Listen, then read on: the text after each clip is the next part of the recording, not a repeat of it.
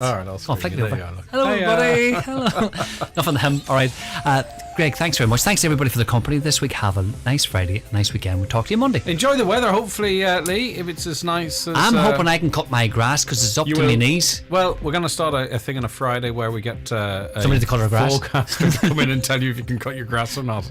Good stuff. All right, listen, have a good one, Lee. Thank you very much indeed. All right, that was Lee Gooch back with you Monday morning.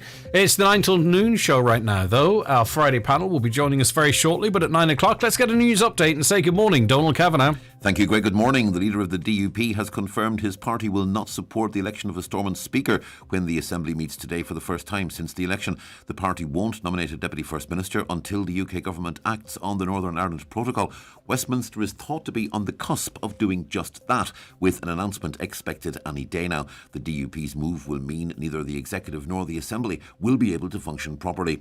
Sir Geoffrey Donaldson reckons his strategy, which has been strongly criticised by other parties, will pay off. This is a matter for the UK Government to deal with. I made my position clear last September, what we would do to ensure that the Government did act, and hopefully now we are going to see that action being taken. But let's be clear, that action would never have been taken by a head in the sand approach, pretending there isn't a problem. Steps are being taken to restore blanket bog habitats in the northwest. The Junior Minister for Heritage, Malcolm Noonan, will unveil a €20.6 million bog conservation project later today. It's intended to deliver environmental and social benefits through the conservation of blanket bog habitat. The Environmental Protection Agency says Ladies Bay in Buncrana is one of 2 beaches in the country where water quality is deemed to be poor. Its 2021 Bathing Water Quality Report has been published this morning. The other poor one is Balbriggan in County Dublin. With more detail, here's Donna Marie Doherty. The Environmental Protection Agency says the main source of pollution affecting Ladies Bay and Buncrana are the Buncrana Water Waste Treatment Plant combined with stormwater overflows and surface runoff, which are made worse by heavy rainfall. They acknowledge that Irish Water is due to begin upgrade works at the Westbrook pumping station over the summer, and a larger capacity storm tank is also due to be constructed at the Buncrana Wastewater Treatment Plant. In total, 21 beaches were assessed in Donegal in 2021. 17 were deemed to be excellent, while 3, Lisfannon, Rathmullen and Port Arthur and Derrybeg were deemed to be good. Full details on our website, highlandradio.com. And staying in Buncrana, people there are being urged to have their say on the future of the town, with a consultation event to take place on Monday week, May 23rd in the Inishowen Gateway Hotel. Donegal County Council will outline plans for the development of the shorefront and discuss the Buncrana local area plan, while architects will present designs for the new leisure centre. Caoirleach Jack Murray is urging people to take part. I think this is a very exciting time for Buncrana. The Repowering Buncrana project, it's going to be absolutely massive, upwards of €20 million to be invested in the shorefront and surrounding areas. Probably the biggest investment the town will ever see, so we want people to see how that goes. We've now got an architect's design for Buncrana Leisure Centre that'll be presented to the public, and we'll also be consulting with people on our town plan, our local area plan, so we can see how the town will grow and develop in the years to come.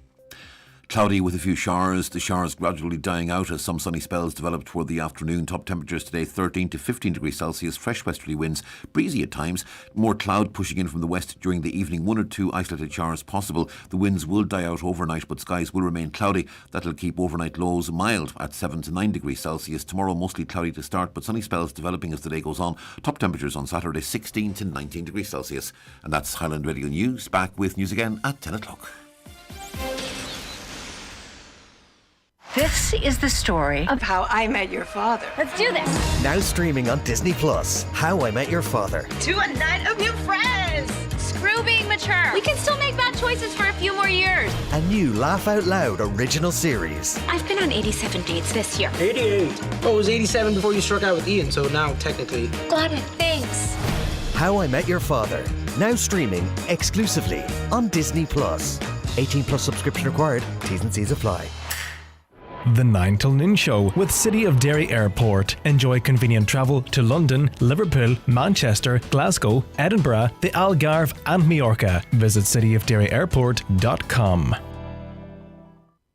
And now, it's time for the talk of the Northwest, the 9 to Noon Show with Greg Hughes on Highland Radio. And a very good morning to you. 4 minutes past 9 on this Friday the 13th of May. Hopefully everything will go well given the date that's in it. It is the 9 to Noon Show, as I say, and our lines are open for you to get involved in the conversation with our panel. They'll be joining us very, very shortly, but as I say, we want your views. WhatsApps and text 086 60 25000, 086 60 25000, or call 07491 25000. Get involved on social media. You can watch the show. Go to our website, highlandradio.com. Watch it there. You'll see our guests. Or go directly to our YouTube channel, Highland Radio Ireland, Facebook Highland Radio, or on Facebook Highland Radio News. So there is just literally no excuse not to get involved and have your say. Okay, right, let's introduce our guests. Firstly, Deputy Padraig McLaughlin, Sinn Féin spokesperson on Fisheries and the Marine. Good morning to you, Deputy. Thanks for joining us. Good morning, Greg. Good to have you with us. Do you read any of those books behind you? Are they yours? Tell the truth. I think my wife is a better reader. I think your wife might be doing the heavy lifting on the reading. Is that what you're saying?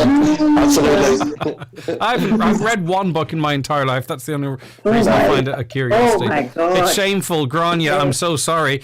That's the upset voice at me of Grania Hines, member of Letterkenny Active Retirement. I will eventually probably start reading more, Grania. Good morning to you.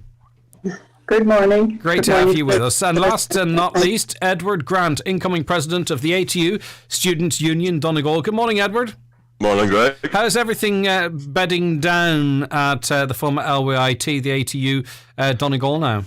I'd love it if it was settling down at this stage, but I think there still is that buzz on campus about people come together, and we're trying to create that interconnectivity between all our campuses. So definitely from a management point of view and from the unions ourselves, there still is huge buzz. Yeah, and is there a sense of change?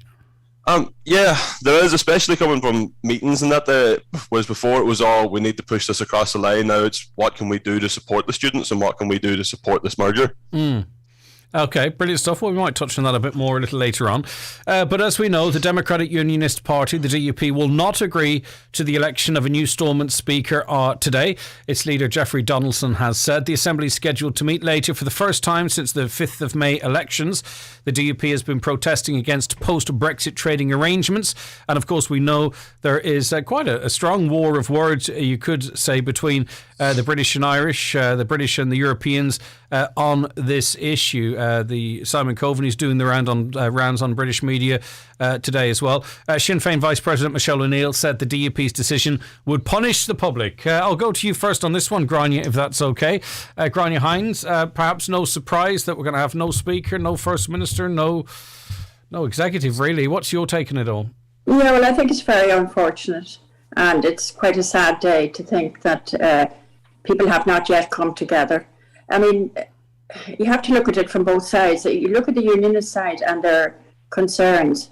I suppose they feel this is the last step to stripping them of their identity. Like, they feel British, and Sinn Féin, of course, and the Nationalists feel Irish, and there is a divide. And it is very difficult when somebody is stripped of their identity and what they've been brought up with. And they don't seem to look at the real and the big picture, how good it is for Northern Ireland, the protocol. And I think perhaps there should have been a bigger push by the other parties to emphasise the good points of the protocol. Yeah, but I mean, it has to. I mean, I think, what is it? 60% of those elected MLAs are in favour of the protocol, or would support its retention. Maybe with I think it's generally conceded that there has to be some adjustments on it. Really, it's the DUP and TV and their one MLA that are really the outliers on this. Yes, I agree that they are outliers, but I think it is a lack of understanding, and I think maybe there should have been more meetings before the election, so that it was clearly stated how good the protocol was for Northern Ireland. I don't think that point has been made enough. Yeah, but it's not the financial benefits, though. It is this border. It's the border between Britain and Northern Ireland down the Irish Sea, isn't it? Really, that's. Yeah, but it's not necessarily the financial implications, perhaps. Yeah, but that is also the identity crisis in the North. There is an identity crisis between people, and I think until that until both sides give a little, maybe give a little more. And I think Sinn Féin are trying at this stage, and the Nationalists, to show the Unionists that they are for all the people, and that is what exactly they should be. But that penny has not dropped with the DUP. And I don't know how you're going to persuade them. I think the British government are behaving very badly. I think the way they're speaking to the EU, the way they're speaking, they have no real communications with our own Taoiseach. And I think this is a mistake, and I think there's going to have to be a lot of work behind the scenes. I think Pádraig probably would agree with that. I think it has to be done. And I'll bring Pádraig in a second, but I think one of the things that sort of jumped out at me was some advice given to the British government as to why the protocol needs to be, gotten rid of. And one of the reasons is that it would lead to increased trouble in the north. And they cited bomb threats, I think one particularly against Simon Coveney. And I thought, wow, is this where we're at now in 2022, that one of the superpowers in the world would be making decisions on something based on the threats of violence? I mean, that seems a real backward step. That is a red herring. That is perfidious Albion, as they say. That is just something they are using to their advantage. I mean, that is not a fact, I don't think. And I think they're quoting that to justify what they want to do and what it looks like they may do, which would be a very bad outcome for everybody, really. All right, we'll bring in Deputy Pádraig McLaughlin. I mean, in this argument is sort of, Sinn Féin in the glass house of bringing down the executive for 3 years in 2017, Pádraig. I mean, you could say the DUP are playing straight out of the Sinn Féin playbook. Well, the context, of course, is completely different. What happened then was that you had a huge scandal where hundreds of millions of the people's money, had been literally burnt. And then you had a situation where this was only the latest scandal. There had been a number of scandals before that, and that was the one that brought it down. You'd lost the confidence, and that was, unfortunately, again, unionist ministers had lost the confidence of the people. So that was the context then. But this is very different. This is a fresh election. The people have voted, as you said, 60% of the MLAs support the protocol, understand the need for it to be there. In terms of the DUP, it's clear that the British Conservative Party elements within it, including the Prime Minister of Britain, Boris Johnson, Liz Truss and others, are determined to play games, ignore the decision of the majority, in this case significant majority of the people in the north, to do this sort of this game that they've been playing with the European Union now for quite a while. It's to distract from the situation in Britain with Partygate. It's to distract from with the anger in many communities. So do you think the British government are kind of using the DUP? Yeah, I think that's, if you look at particularly Boris Johnson's, and the group around him in the Conservative Party. I mean, if you look at the DUP had the balance of power in Westminster only a few short years ago. They decided to bring down Theresa May, who would have had a deal that would have avoided any border anywhere, and they brought her down. They wanted to go for the hardest form of Brexit possible, working in cahoots with the likes of Boris Johnson, who was coming over to their party conference in the north. And now you see them working in cahoots again. And, people need to pay close attention to what Simon Coveney said yesterday, the Minister of Foreign Affairs. It was very stark. He said that we do not have a partner here. In the past, the British and Irish governments would have worked together to address the concerns of parties in the north and try and pull them together and keep the executive moving. The Irish government are saying we do not have a partner. The British government are acting recklessly. They're playing games with people's lives in the north. They're ignoring the democratic wishes of the people in the north, as they did at the time of Brexit. As you know, the significant majority of people in the north did not vote for Brexit. They voted to keep Ireland, all of Ireland within the European Union. So that's the difficulty we have. So with the political vacuum that is there, with clearly the relationship between London and Dublin on this issue being, fractured, and with this being, and I noticed, obviously it's going to be tied into, a future border poll. Some saying this is really just setting the groundwork from that. So with that language, that's obviously gonna stoke fears with the political vacuum and with this sort of Dublin-London disagreement. Have you concerns that we could start seeing an increase in trouble in Northern Ireland? An increase in paramilitary activity, for example. I have to say I feel sorry for the unionist people because they just are leaderless. They have people who got their strategy unbelievably wrong in relation to Brexit. All the approach that they have taken, they have allied themselves. This is the likes of the DUP, have allied themselves with elements of British Tories acting against the interests of their own people. I mean, the DUP had a 5-point plan. And only one of those issues was around protocol. Everything else is what everybody in the North wants. We want the health service to work properly with the proper investment. We want the cost of living crisis to be addressed.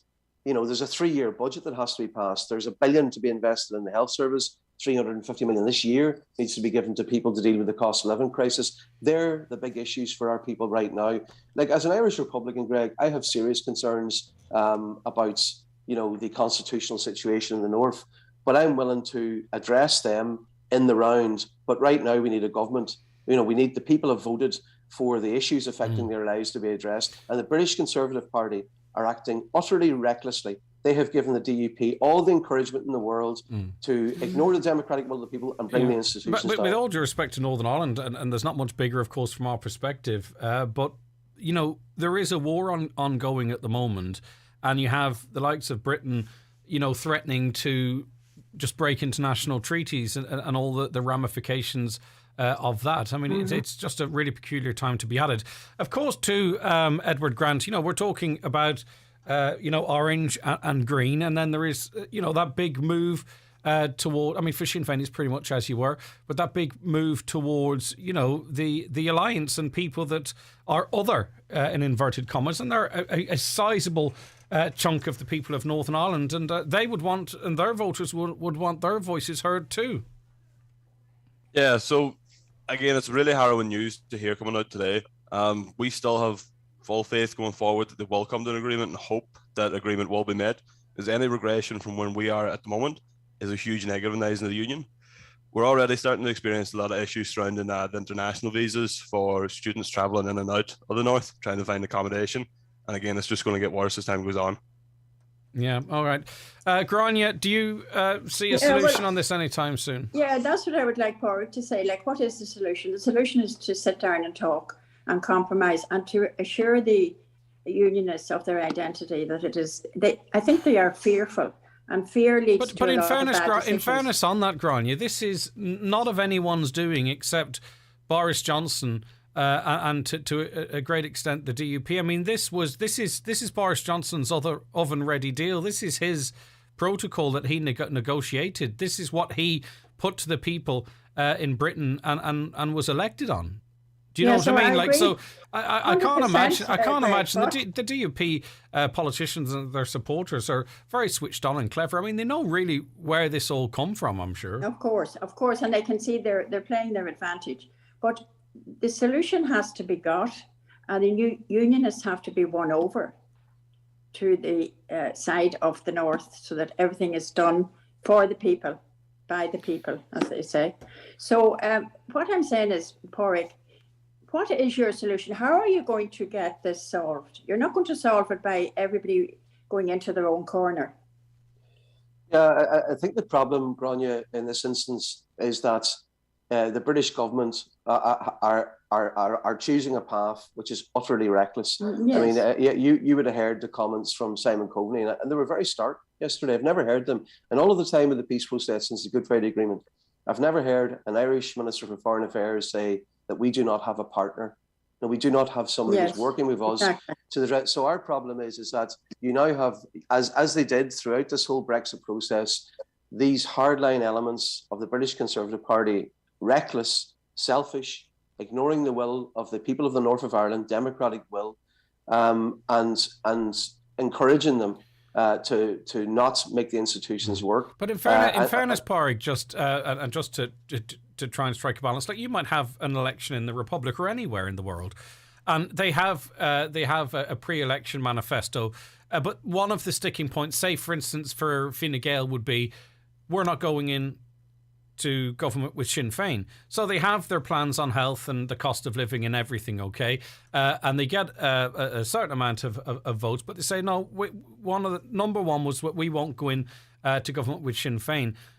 And that that's not unusual for having a number point plan, but also having a red line. And the red line for the DUP and the sizable amount of people that voted for them, albeit in smaller numbers, was getting rid of the protocol. So, I mean, we can't be surprised that they're going to dig in on that, can we? Yeah, but this is not a serious debate because, I mean, first of all, the protocol is the offspring of Brexit. This is the outworking of the DUP and Boris Johnson's own strategy.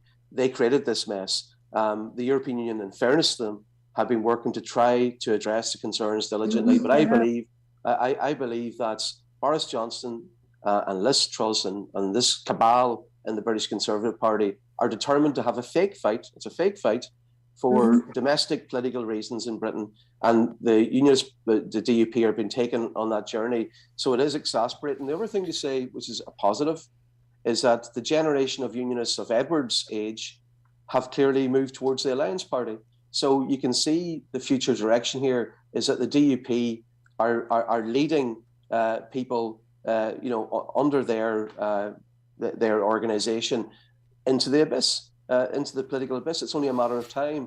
And I think that's a disservice. And I genuinely feel sorry for people who are of the unionist identity with the leadership that they have had now for a number of years, chaotic, selfish, reckless leadership. And all of us have a responsibility. And Gráinne's point's very, very true.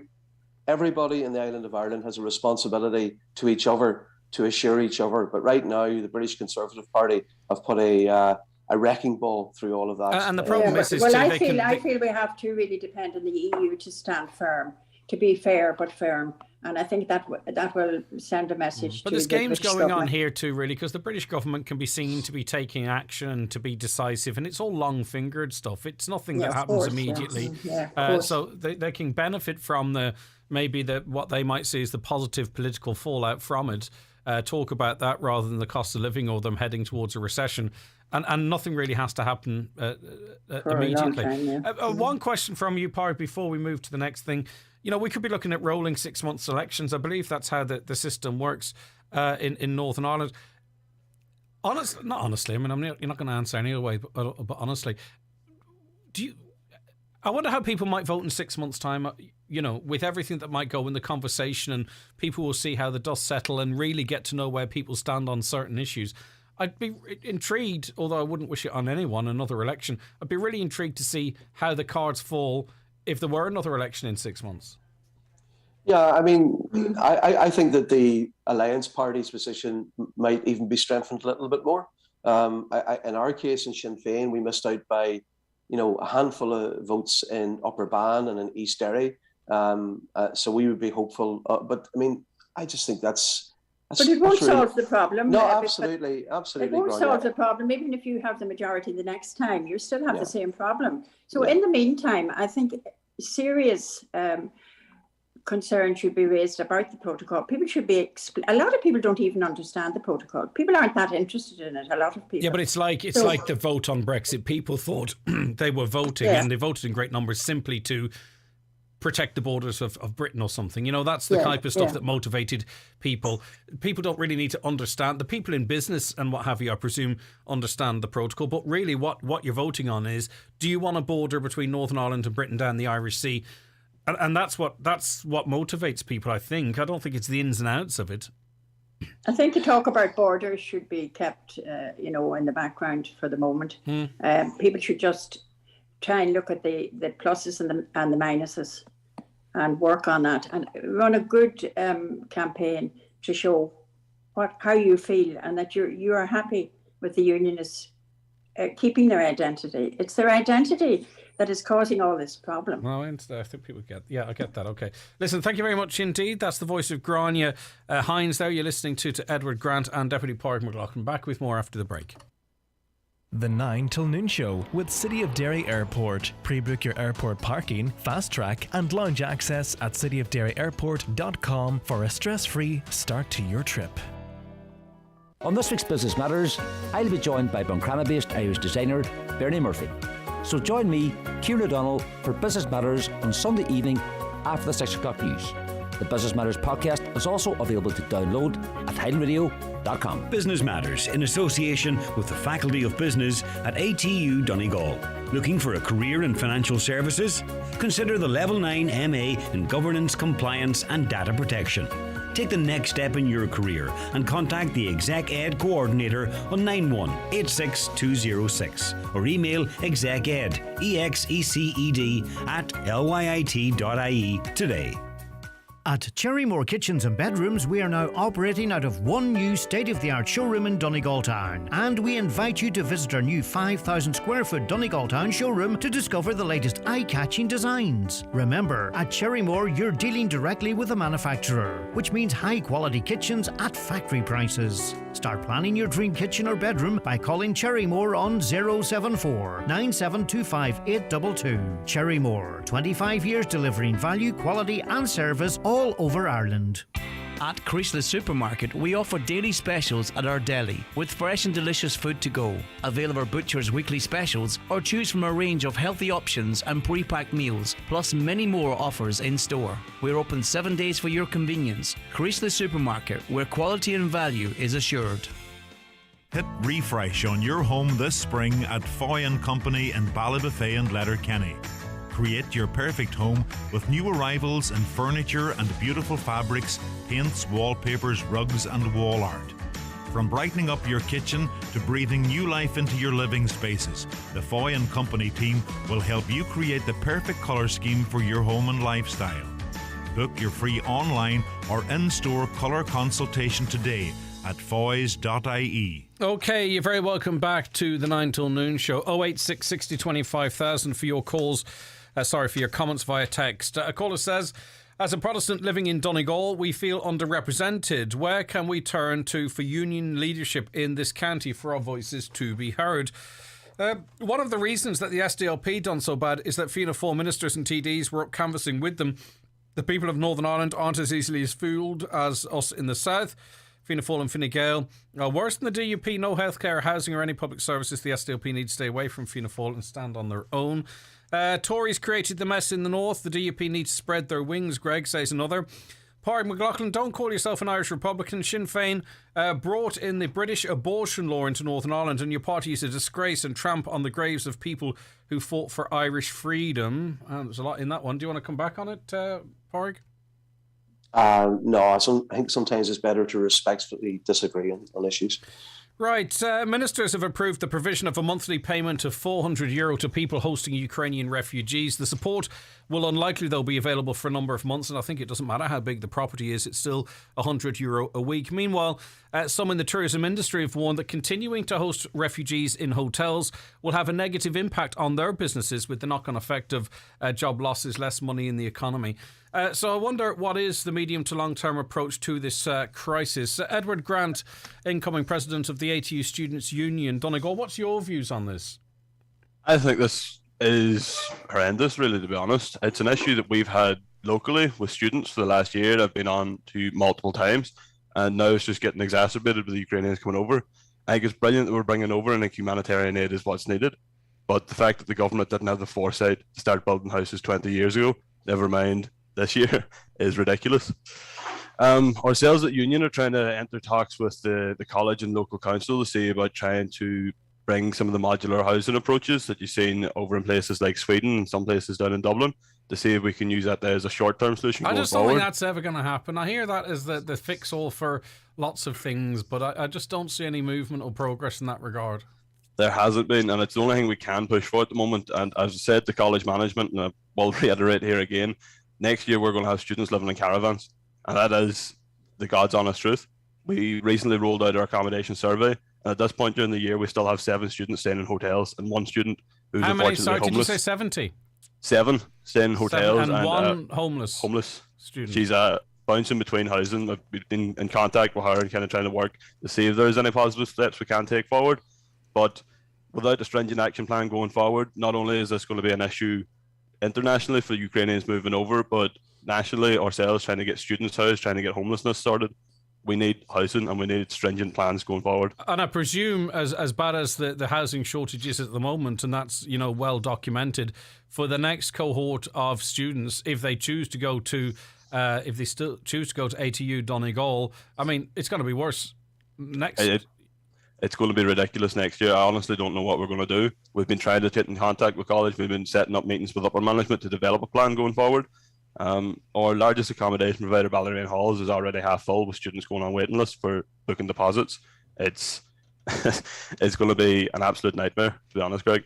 Yeah, and the students staying in hotels, like, do you know if they're getting a rate in the hotel or? Yeah, so over the last 3 years, the union have been negotiating with hotels to get student rates put on. I can't comment exactly as to what they are because I'm unsure they're going to be continuing for the next academic year. We have to renegotiate during the summer to see if it's something viable going forward. Yeah, okay. Your views, Deputy McLaughlin, on, I suppose, firstly, the €400 payment. I mean, if I had a property, if it was my house, I know it would cost more than €400 in home heating oil, electricity, and what have you, because you might be inclined to keep the heating on more than I might, because it's my own personal decision, and it could be a 5-bedroomed house or it could be an apartment, and it's still struck at €400. But I don't know where these houses going to come from. We seen from the daft.ie publication yesterday. I mean, there's virtually no houses available countrywide. There's a big conversation about how many refugees were taken in Porg. It's a complicated conversation, but do we need to put a cap on it? It's a slowdown at the moment, but we don't know where things are going to go through the summer. Yeah, I think the problem here, and the wider housing issue, as you know, Greg, is that we didn't build public housing for about a decade. It was a disastrous decision, and that meant that we pushed families into the private rental market, and now it's really hard to get a place to rent anywhere in Donegal. That has driven rents now to over €1,000 in places like Buncrana and Letterkenny right now to rent a family home, totally out of reach in terms of people's wages in the county. So that's that housing crisis issue, and so you have that already as we speak. It was, and what Edward's describing is, pardon me, it's like a virus that started in the cities. So the universities are in the cities, and it's worked its way up right across the country where you just cannot get spare accommodation.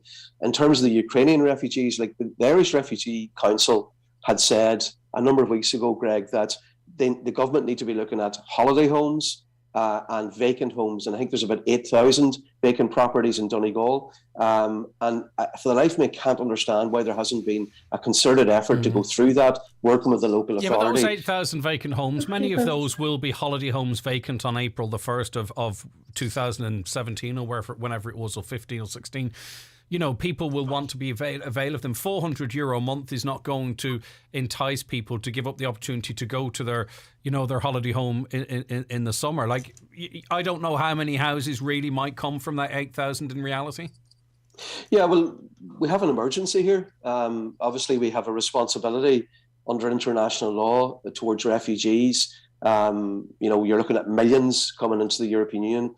We do have to take our fair share based on our population. I think that's about 2% of the European Union. So, and the Irish people, in fairness, accept that. But what we cannot accept is students or people on the housing list, people who have been failed for so long, being pushed into further crisis. So the Ukrainian issue needs to be dealt with. And what we would support is looking intensively at that whole area of holiday homes. In what regard? You mean paying people?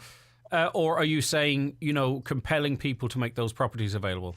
Well, I mean, I'm glad that they've now, put money on the table. That's what the Irish Refugee Council had said, weeks ago, that there needed to be some incentive. But there needs to be a proactive approach, working with Donegal County Council in this case, in Donegal, and all the other local authorities. But what we cannot do is take housing from the existing limited, squeezed private rental stock. We can't be impacting, as Edward has described very eloquently there, the crisis that we're facing already. I mean, So are you saying that we do maybe need to look at compelling people to make vacant properties available? Well, I think we need to proactively. I believe if you engage proactively with people with holiday homes, you would secure a significant number without having to compel them. I do believe that, but that hasn't happened. But if that doesn't happen, because you're not answering yes and no, and this is listeners are going to pick up on this, So I want it to be clear. If we can't work with people to entice these vacant houses to be used to address this crisis, are you saying that we should be looking at a way of compelling people to make these properties available? Yeah, well, I think, Greg, you would agree. You always avoid compellability. You always try to avoid it at all costs. But if we got to that point... Yeah, but first of all, you have to take the first step. And the first step is trying to secure vacant holiday homes in Donegal, and that hasn't been attempted that I'm aware of. So do that first before you talk about compellability. Compellability is always the worst thing. That's the red flag. You don't want to do that. What you want to do at this point now is try to secure empty holiday homes across the country, properties that are vacant across the country. That's your first step, and that hasn't happened to any to any real intensive way. Well, €400 a month. That's the carrot.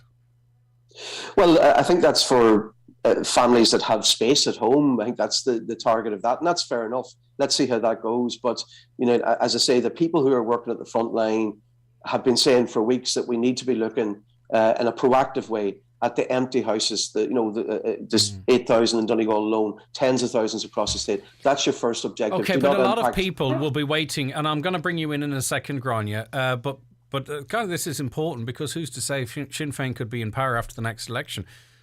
A lot of people now are looking towards when their young ones finish school, and they're looking to travel to their holiday homes, wherever it might be, in the west, the county, the north, wherever. Okay. And that 8,000 might be ate into really, really quite significantly. So if it doesn't yield enough to even scratch the surface of fixing this problem, what other option do you think a government should keep on the table to make these empty houses available for Ukrainians?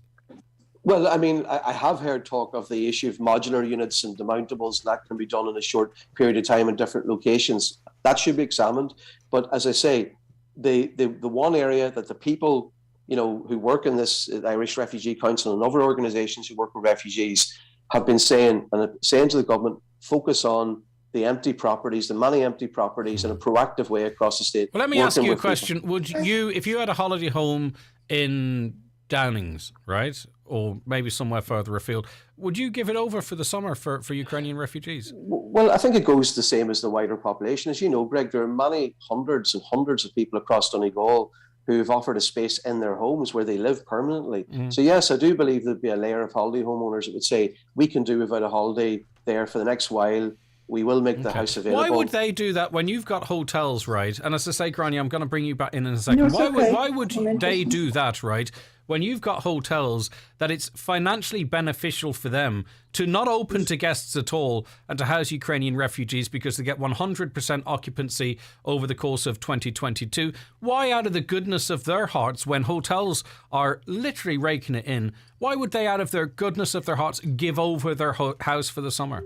See, now we're coming to align our points of view here. I mean, what you have now in Donegal is you're taking up hotel spaces. That's going to have an impact on the tourist season. It's going to have an impact on families who want to have weddings. So that is not the top priority direction you want to go in. I do believe, Greg, that there'll be a significant section of people with holiday homes, if you do this in a positive, proactive way, that would be willing to do that. And of course, they should get some kind of financial incentive for doing that, aligned to this payment now to families who make their own homes available. So, the thing that's alarmed me is the government have made these grandiose kind of statements about we'll take 200,000 refugees and so on. They've caused panic with people on the social housing list who think they're not going to get their council house that they've waited so long for. They're causing serious problems in tourism. I mean, to hire a hotel room or anywhere across the state is getting very, very expensive. So you can see the knock-on impacts.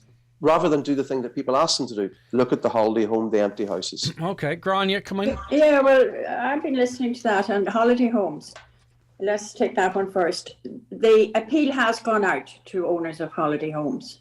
So how are you going to contact the holiday homes? Are you going to write to them, interview them? I mean, how when you say you have a push for 8,000 holiday homes. Like, I know that Donegal has thousands of holiday homes. Many of them owned by people from Northern Ireland as well, so you'd be mostly expecting Northern them Ireland people. to...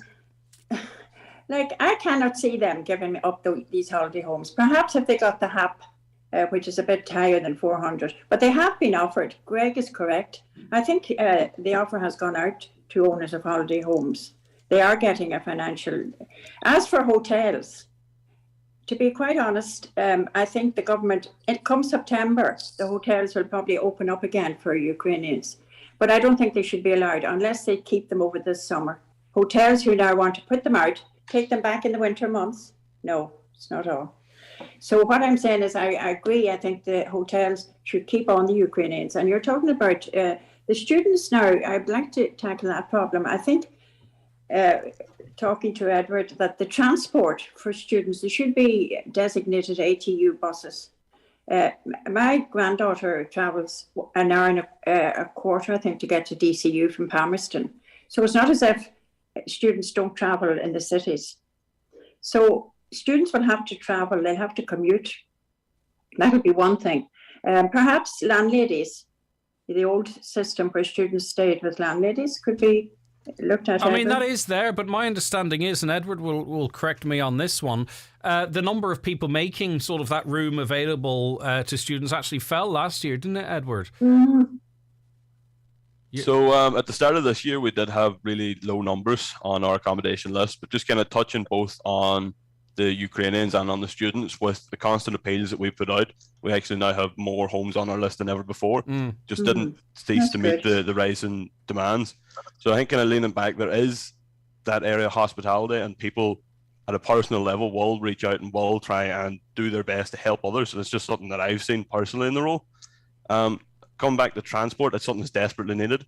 We have homes we have homes available in Kilmacrennan that currently can't be accessed by the majority of our students because there's only 1 or 2 buses a day. That's only up the road, like.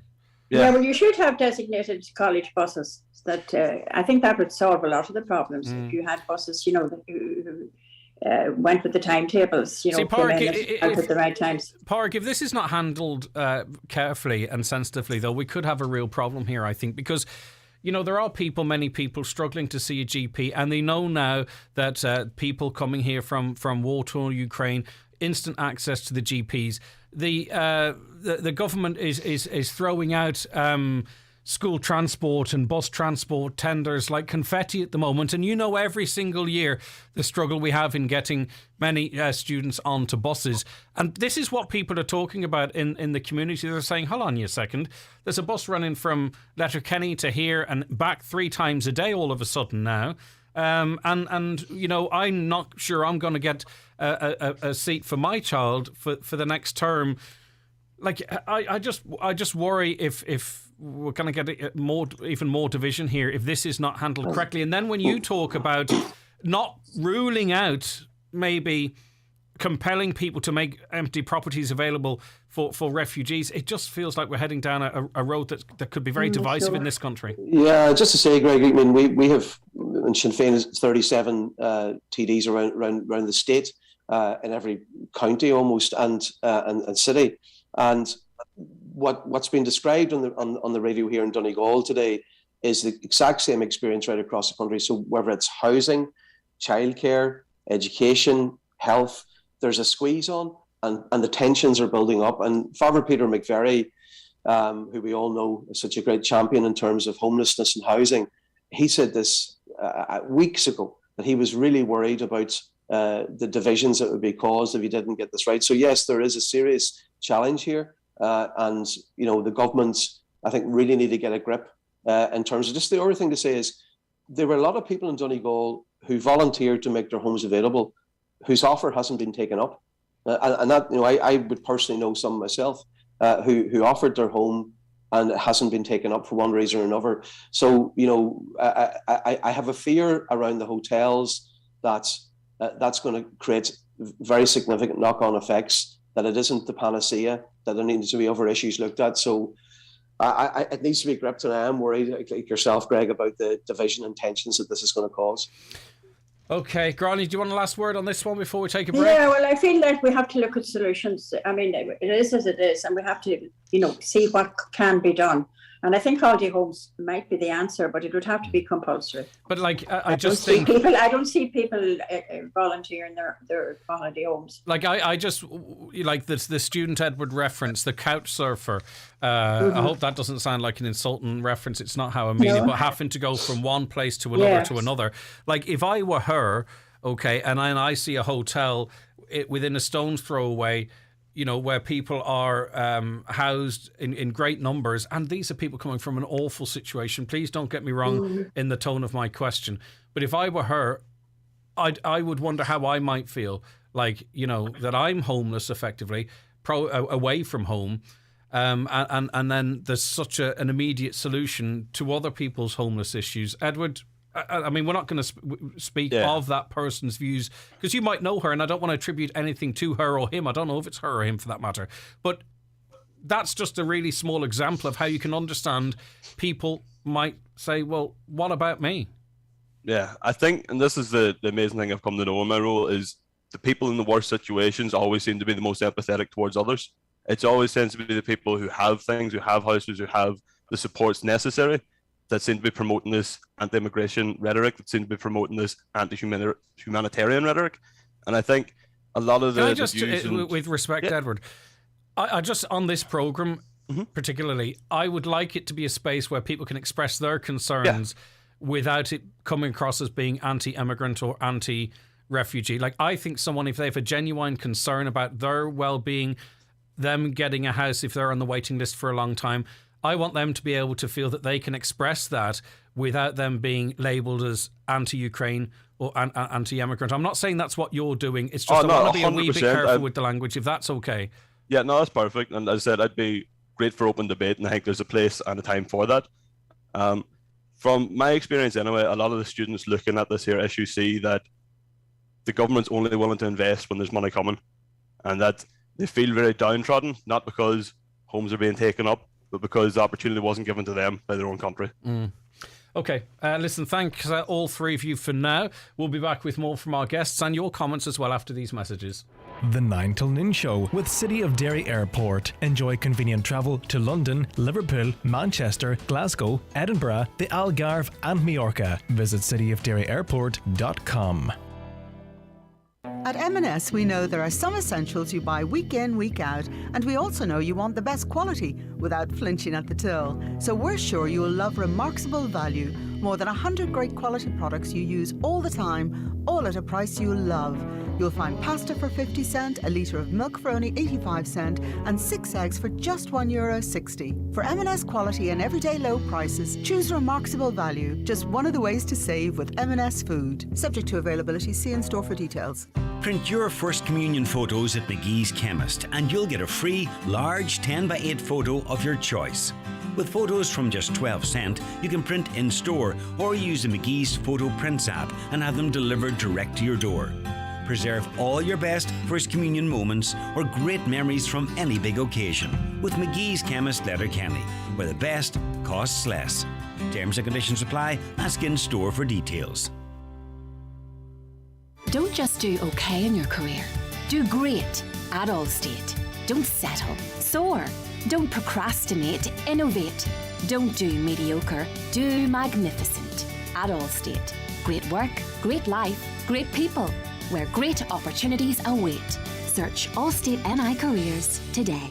Thinking of changing your floors? Why not see what Florid Letterkenny has to offer? Florid have a large selection of solid, semi-solid and laminate click vinyl wood flooring together with a fantastic choice of parquet, herringbone flooring, all at incredible value. Don't delay. Call Florid today on 087 161 7008. The former master of the National Maternity Hospital this week told the Oireachtas Health Committee it is not credible that values upheld by the Sisters of Charity are compatible with services such as elective abortion. Concern about Catholic ethos is too acute to proceed unless and until there is full scrutiny of all correspondence between Ireland and Rome, Dr. Peter Boylan said. The land on which the hospital is proposed to be built should be owned by the state, and the government should directly ask why the land is not being gifted and whether this is a result from an order from the Vatican. Taoiseach Micheál Martin has said the operating licence given by the HSE to the new National Maternity Hospital and other documents give cast iron guarantees that all legally permissible services would be available to women in the new hospital. But I understand that element of this deal, there's going to be some further legal clarification on it. Interested in all of your views on this one, but yours first, Grania, if that's okay. Yeah, that's perfect. I was at a meeting of Letterkenny Active Retirement yesterday, and I knew we were going to discuss this, and I asked them what their opinion was, and every single person at the meeting said, go ahead with the hospital. That is what we need. That's what women need. And you can nitpick all you like. You can put pluses and minuses, but there's a lot of pluses in it. And every woman in the room said, yes, go ahead with the hospital straight away. And I do agree with that.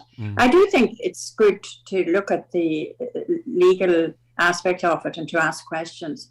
But like to continuously, raise arguments. Does it feel like a balanced debate to you, Grania? Because outside of politics, there's, I think, 2 or 3 dissenting voices, which we're hearing all of the time. But there's many, many others, within the health service and outside of it that believe that this serves the greater good and we should proceed. Yes, I think it serves the greater good and I think we should proceed. And clinically, we have to really trust our clinicians. People are given opinions who aren't medical people, who don't really understand, who aren't women, particularly. And I think, on the whole, if it was put to a vote in Ireland today, all the women would say, yes, please, go ahead. Give us this service. What's your view, Deputy McLaughlin? Yeah, well, a number of opinion polls have already been carried out in this, and that isn't the case. The opinion polls demonstrate that a significant majority have concerns that we are investing €1 billion of taxpayers' money after many years of negotiations on a site that is not owned by the public. Listen, sorry, I have to say to you, women's lives are more important than €1 billion. Yeah, but babies' lives. Yeah, but Grania, the whole conversation about this is that we get it right, so that every procedure or care that a woman wants is actually available and can't be challenged into the future, though. That's really the part of. And in the meantime, you save babies' lives and mothers' lives while you're arguing. Okay, continue your point, Pádraig. Yeah, well, just to say, everybody wants this to happen in terms of having a state-of-the-art national maternity hospital. The maternity hospitals that we have in Dublin are not up to the standard that we would want. So everybody's agreed about that. That's agreed by everybody. But it is extraordinary that we now are at the situation where the Cabinet, it looks like it's going to sign off next week on a site where we will invest $1 billion of our money that we do not own. That leaves all sorts of concerns. So you have very eminent people, former master of the National Maternity Hospital. You have women who are on the board of the HSE. You have a range of concerns. One former master. Okay. But my point is in fairness, Pádraig, and that's the point I was making to Grania, we are hearing an awful lot from the 2 board members and the former master, yet there are, many, many dozens of others that work in providing women's health that we're really not hearing their voices on it. Is it a skewed debate? I think that what people find extraordinary is that, you had a situation where the National Maternity Hospital has control over the entire operation. Now you go into a new convoluted legal process with a new board, working with the St. Vincent's Healthcare Group. You do not own the site. I mean, I find it extraordinary that you would be in a position, I think any person out there listening in, that you'd be in a position where you would commit $1 billion of public money under some convoluted legal. I mean, Grania, would you Grania, if you were lucky enough to have a €400,000 house, would you be happy enough to build that on someone else's land? And if you decided, but 1 second, Grania. But the basis of that would be something along the lines of that if you decided to build a rockery, that instead of it being a nominal fee for a lease, you'd end up having to pay, €20,000 rent to the landowner. I mean, would you be happy to be curtailed and corralled like that? No, I would, yes, because I would have a house and a home. And I think loads of people who don't have houses and homes would jump at the chance lease or no lease. All right. And 299 years.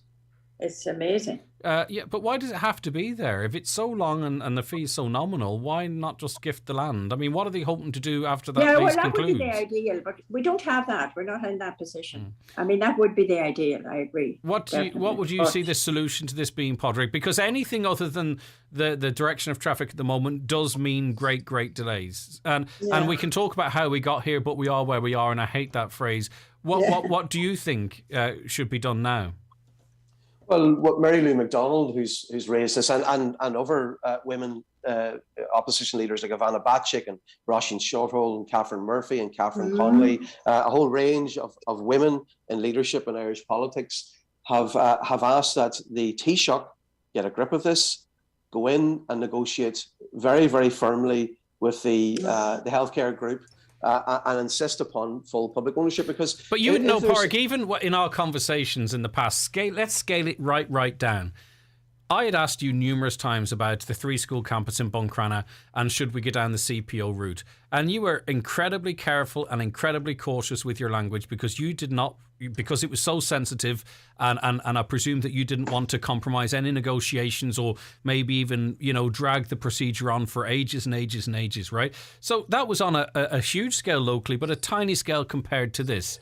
So, I mean, can the Taoiseach go in and play hardball? Well, actually, Greg, I was the only national public representative that called for that site, the old Further Loom site, to be CPO. But before that, Padraig, you remember, before that. Yeah, of course. It was before that. But who immediately, Greg, calls for a CPO? I mean, no, I'm not criticising you. I'm not having a go at you. I'm talking about the sort of the Taoiseach's positioning going down that route with waving a CPO in their face. But we Sinn Féin haven't called for a CPO in the case of the National Maternity Hospital. What we've said is, this has been going on now for, I think it's about 12 years. And now you have this, this thing that we have to do this now, that we have failed to secure. We failed to secure public ownership. We're going to invest $1 billion. You have all the concerns that women have about, whether legitimate or not, in terms of interference with women's health, based on their experience in the past, sadly. So you have a range of issues that makes this a mess. But it looks like the Cabinet are going to sign off on it next Tuesday as it happens. Okay, Edward, a view on this?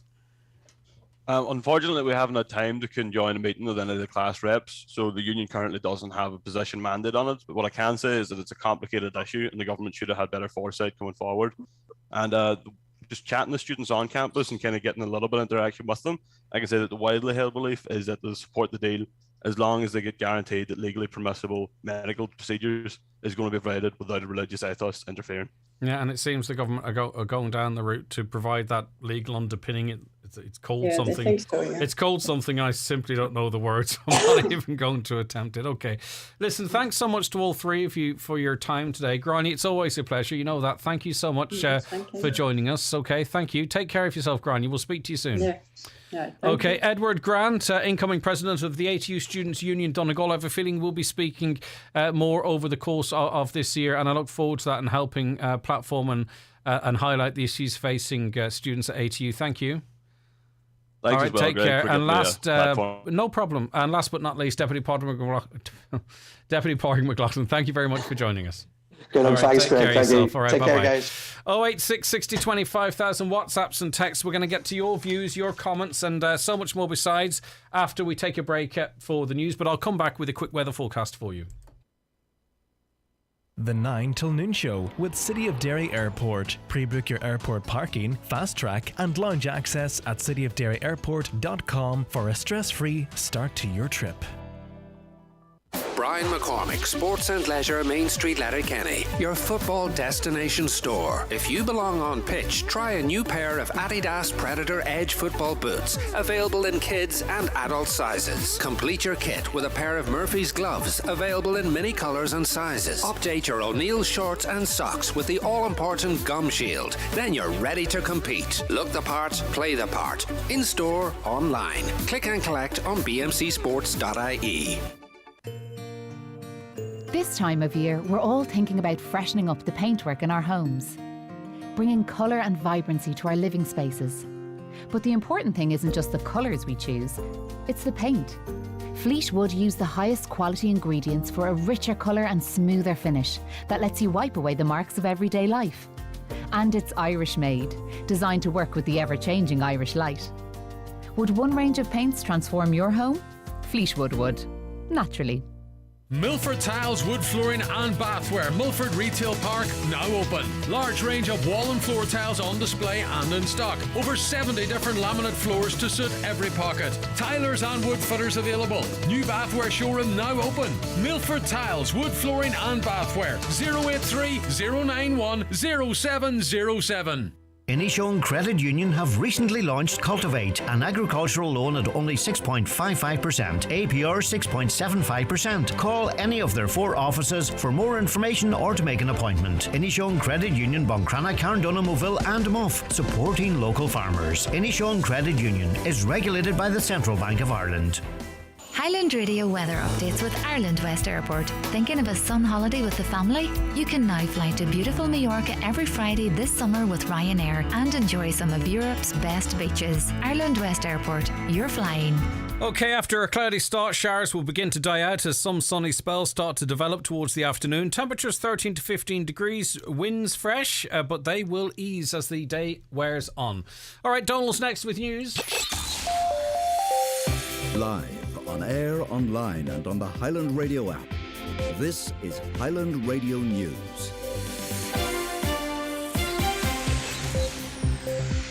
Good morning, it's 10 o'clock. Donald Kavanagh at the Highland Radio News Desk. The leader of the DUP has confirmed his party will not support the election of a Stormont Speaker when the Assembly meets later for the first time since the election last week. The party also will not nominate a Deputy First Minister until the UK Government acts on the Northern Ireland Protocol. Westminster is thought to be on the cusp of doing that, with an announcement expected any day now. The DUP's move will mean that neither the Executive nor the Assembly will be able to function properly. Sir Geoffrey Donaldson believes his strategy, which has been criticised by all the other parties, will pay off. This is a matter for the UK Government to deal with. I made my position clear last September, what we would do to ensure that the Government did act, and hopefully now we are going to see that action being taken. But let's be clear. That action would never have been taken by a head in the sand approach, pretending there isn't a problem.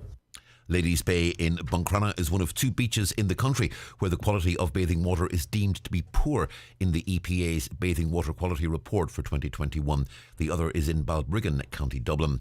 Water quality at Ladies Bay had been designated sufficient in the 2020 report. With more detail, here's Donna Marie Doherty. The Environmental Protection Agency says the main source of pollution affecting Ladies Bay and Buncrana are the Buncrana Water Waste Treatment Plant combined with stormwater overflows and surface runoff, which are made worse by heavy rainfall. They acknowledge that Irish Water is due to begin upgrade works at the Westbrook pumping station over the summer, and a larger capacity storm tank is also due to be constructed at the Buncrana Wastewater Treatment Plant. In total, 21 beaches were assessed in Donegal in 2021. 17 were deemed to be excellent, while 3, Lisfannon, Rathmullen and Port Arthur and Derrybeg were deemed to be good.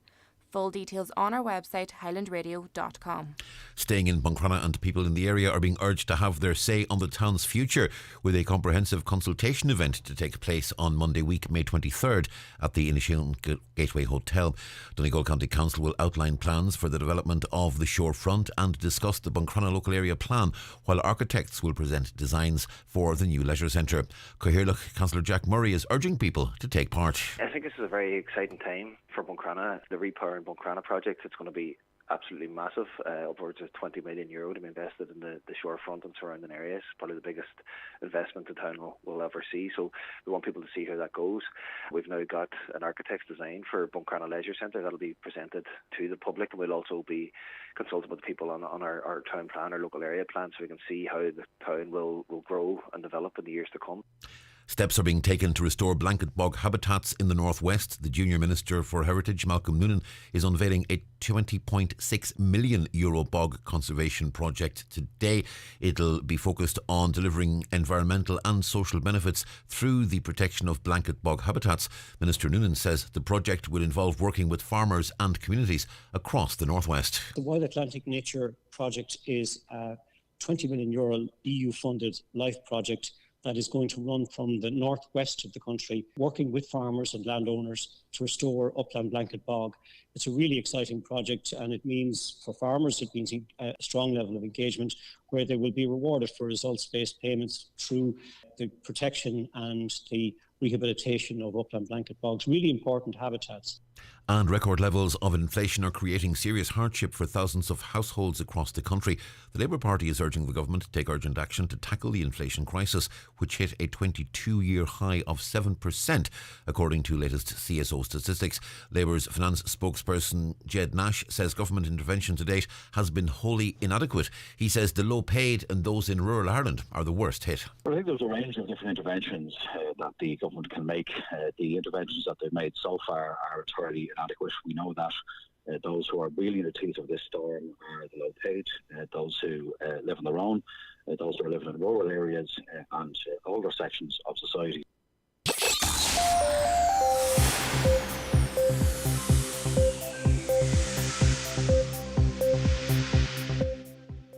Weather forecast, Annette Aaron tell us it'll be cloudy this morning with a few showers. The showers beginning to die out as we develop toward the afternoon. Sunny spells setting in with highest temperatures of 13 to 15 degrees Celsius. Fresh westerly winds, breezy at times. More cloud pushing in from the west this evening. 1 or 2 isolated showers possible tonight with westerly winds gradually dying out. Skies will remain cloudy into the early hours. That'll keep overnight lows mild, 7 to 9 degrees Celsius. Mostly cloudy tomorrow morning, but sunny spells will develop as the cloud gradually breaks. A slight chance of an isolated afternoon shower in top temperatures of 16 to 19 degrees Celsius. Winds on Saturday will be light. Back with news again at 11 o'clock. The obituary notices for this Friday morning, the 13th of May. The death has occurred of Bridget O'Donnell, Tom, Ronnie Hall, Calhaim and Agree. Her remains will repose at her home this evening from 7 o'clock with rosary at 8 o'clock and again tomorrow from 12 noon to 6 p.m. Funeral Mass on Sunday at 1 p.m. in Star of the Sea Church and Agree with interment afterwards in the adjoining cemetery. House strictly private please on the morning of the funeral. Family flowers only please, donations in lieu of desired to the Dunloe District Hospital Patients Comfort Fund, care of any family member or Sean McGlynn, funeral directors. The death has occurred of Frances O'Donnell, née Boyle, Crahy, Dunloe. Her remains will repose at McGlynn's funeral home this evening from 5 o'clock with rosary at 8 and again tomorrow Saturday from 5 with removal at 7:30 to St Cronus Church, Dunloe, where she'll repose overnight. Funeral Mass on Sunday afternoon at 1 o'clock with interment afterwards in the adjoining cemetery. The death has occurred of Maurice McFadden, Taylor's Hill, Galway City and formerly of Coolhawn, Tuamgraney, Scariff, County Clare and Newtown, Falcarra, Donegal. His remains will arrive at St Mary's Church, Claddagh, Galway on Monday for Requiem Mass at 12 noon, followed by burial in Rahoon Cemetery. Family flowers only please, donations in memories of Morris to Galway Hospice. Funeral Mass can be viewed live on dominicansclada.ie. The death has occurred of Gerard Gillespie, Main Street, St Johnson. Gerard is reposing at his late residence. Funeral from there tomorrow afternoon at 1:30, going to St Bathan's Church, St Johnson for 2 o'clock Requiem Mass with burial afterwards in the adjoining cemetery. Family flowers only please, donations in lieu of desired to the Alzheimer's Society Donegal branch, care of any family member or Kelly's funeral directors. House private please from 10 p.m. to 11 a.m. The death has taken place of Charlotte Kelly, Ballykieran, Kilmacrennan. Remains reposing at her home. Requiem Mass tomorrow afternoon at 4:30 in St Eunan's Cathedral, Letterkenny. Burial afterwards in New Leck Cemetery. Funeral Mass can be viewed on churchservices.tv. The death has taken place of Mickey Duffy, Carnamaddy, Dunfanaghy. Funeral Mass in St Michael's Church, Chrysalis this morning at 11, followed by burial in Doe Cemetery. Mass can be viewed live on mcnmedia.tv. Family flowers only please, donations if desired to the Donegal Hospice, care of any family member or James Harkin, funeral director. And the death has occurred of Nancy Hirrell, née Baldrick, Cottage View, Tummock Bridge End. Removal from her late residence this morning at 10:15 to St Angus's Church, Burt, for 11 o'clock Requiem Mass, followed by interment in Burt Cemetery. Requiem Mass can be viewed on churchservices.tv. Family Flowers Only Please, donations in lieu if desired, to Cancer Care West, care of any family member, or Murphy Funeral Directors. For more details, including any family health guidelines for wakes and funerals, please go to highlandradio.com.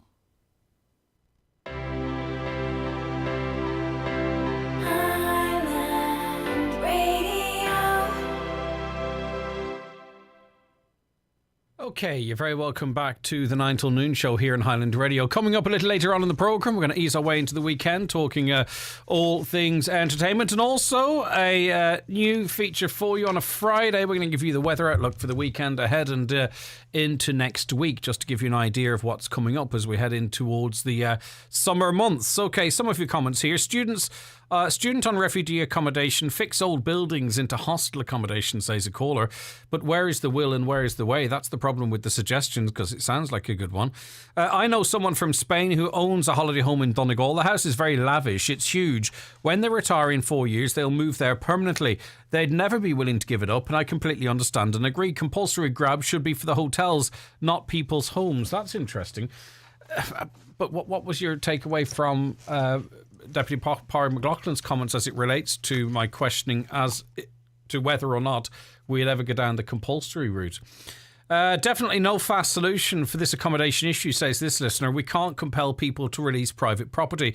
You know, especially if that, and this is a point of view, not my point of view as such, you know, there might be people who have a distrust of banks. There might be people who certainly don't want to go near the stock markets, that they feel paying into a pension is too risky, and they work very hard, and they invest their money into a second property or a holiday home, in inverted commas, where they're going to spend, their summers or their retirement. And that's what they see as the safe bet. Could we be in a situation where that bet could be far from safe, in that they could be, at some way or other, compelled to make that property available in the national good? Is that the direction of traffic? Sorry to overuse that phrase.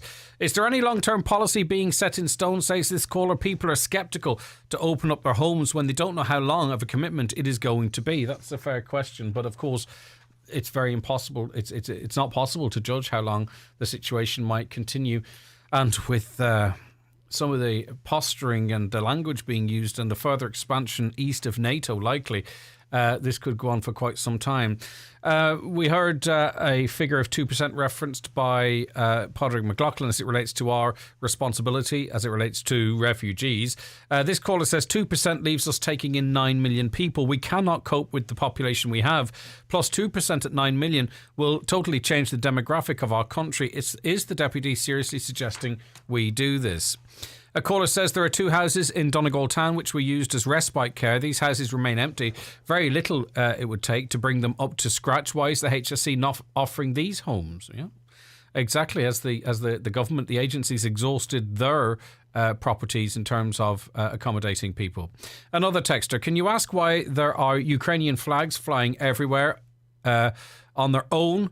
Not one Irish flag have I seen on my journey this morning. I think we should respect both countries. Fly the Irish flag alongside the Ukrainian flag, please. I don't think it's in any way to disrespect the Irish flag. I think it's communities showing solidarity and support for a new population of Ukrainians in their area. Did Padraig answer the question? If he had a holiday home, would he give it up? I didn't hear a yes or no. Could old buildings be converted into hostel-like accommodation for both students and refugees alike? There's so much real estate that is wasted, believes this caller. Solving one problem, they won't be long to find another. Another here: hi Greg, when will we ever learn? The British government have never kept their word on anything regarding the people of Ireland. They will always find a way to go back on an agreement. They should never be trusted. No minister, no executive, no can do. Is it finally time the Russian ambassador was expelled from Ireland? I think there's 2 issues being discussed there. I'm not sure about that. I think it's always... I don't know. I don't know the answer. I think that it's maybe better to have lines of communication, as particularly for us in the nature of our country, but there's an awful lot going on, hard to know. Another caller says, if Boris revokes the protocol, we should call for a border poll. What happens? Does this mean the border would have to be put up again? Gregory Campbell of the DUP has said many times, and not at least on this programme, that there's no chance of a hard border between the north and south because it wouldn't be practical, he says. It just simply wouldn't happen. We'd have to find another way. I would be, as I said on the programme last week, I don't think people should presume that if there were a border poll called today that the people on the island of Ireland would actually vote in favour of that when all arguments, pros and cons, are teased out and discussed. A caller says, there are so many abandoned shops in Letterkenny, maybe the government should help landlords convert them into student accommodation to get some life back into the town. Will Irish citizens waiting on council houses be further delayed now? We're being told that they won't. Good on you, Grania. You made some excellent points. You should run for election. Another caller, following on from the comment read out from the Donegal Protestant. Not all people of Protestant faith or heritage feel or want to feel British or connected to unionism in any way. Most are completely Irish and feel no connection or affiliation to anything British, and nor can we presume, of course, that those who would be of the Catholic religion automatically would have a nationalist point of view or an anti-union point of view either. We are all different. And there's complexities there. Right, okay. Minister Damien English is going to be joining us shortly. He's looking to encourage businesses to improve and engage more online, their online product, their online and engaging. We'll find out what supports are there for people to do that.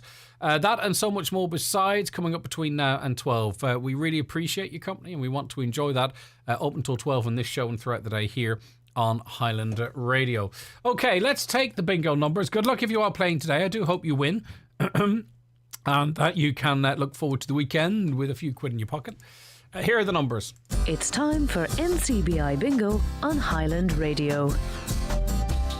It's Friday the 13th of May. You're playing on the yellow sheet. The reference number is S15. It's game number 19. The numbers are 81, 80, 20, 31, 30, 29, 62, 18, 65, and finally 73. Phone your claim to 9104833 before 8 tonight, leaving your name, contact number and the name of the shop where you purchased your book, and we'll call you back the next working day. Get all your NCBI Bingo information at highlandradio.com. The 9 till noon show with City of Derry Airport. Enjoy convenient travel to London, Liverpool, Manchester, Glasgow, Edinburgh, the Algarve and Majorca. Visit cityofderryairport.com.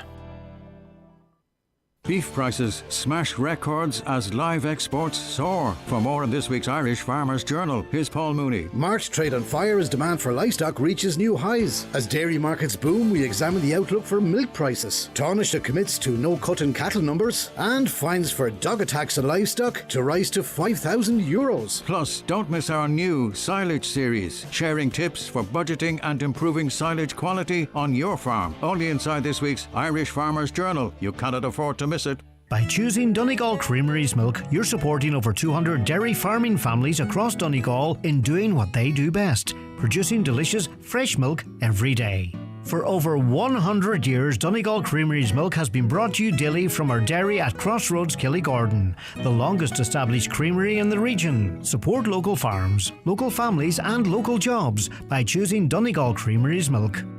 Is your Skoda a little older? Pre-loved, perhaps? What adventures, I wonder, did it have in the past? Another family, another life, bright city lights, or a quiet country existence seeing Ireland's best sights?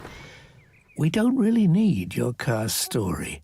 With a Skoda service, you get a complete vehicle health check, genuine Skoda parts, and free roadside assistance for 12 months. Your local Skoda dealer is DMG Motors, Clar Road, Donegal Town. Telephone 07497211396 or visit dmgmotors.ie. The award-winning Genesis Aesthetics and Skincare Clinic Udor now offers a wide range of skin boosters. The injectable moisturiser for under eyes that improves dark circles, fine lines and wrinkles.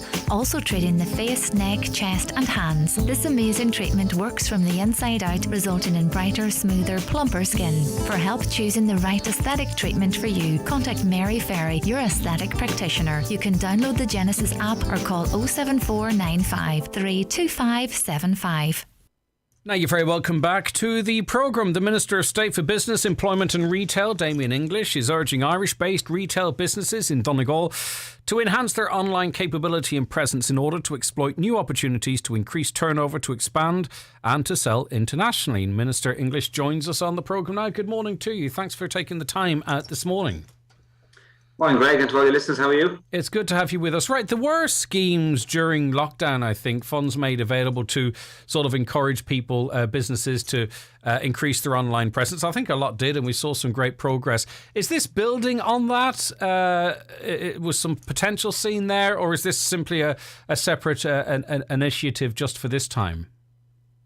No, you're absolutely right. It is building on the success over the last couple of years with schemes like this and similar to this, but also to attract in some new businesses that haven't spent money on the online presence over the last couple of years. So we've had a couple of rounds of this scheme or versions of it over the last 2.5 years, mainly in response to COVID.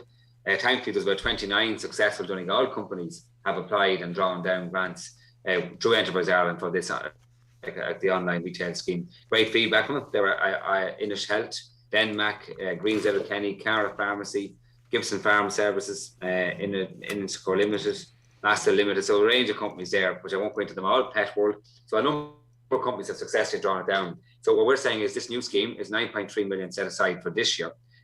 Previous applicants can apply again if they want to do additional work in their business, again, to develop their online services, their presence. If you're a previous applicant reapplying, the max you can get is 50% of the spend. But if you're a new applicant, first time, you can get 80% of a spend up to €80,000. So the max grant will be €64,000. We think this is money well spent. We're trying to support these companies to be able to reach new customers, hold on to existing customers, but also take on international markets. And the research would show that companies that have used these grants have grown their business, have increased their sales, in some cases taken on new employees, and certainly plan to expand their offering as well. So a successful scheme. 500 successful companies so far. We want to continue with that as well. But Greg, it's fair to say the companies that will get this scheme are those that employ 10 plus already. Well, that's what I was going to say, and we'll talk more about the criteria. I just wonder, there's a lot of people out there right at the beginning of a business or have a small business. It might just be themselves, maybe, a couple of people working with them that could probably really grow from a small base their business. And they're outside of this. You mentioned, and of course I'll give you an opportunity to give the criteria in more detail, but the company must have 10 or more full-time employees and an existing online presence. What about those? What about the entrepreneurs and those that have really good businesses and would really, really benefit from this?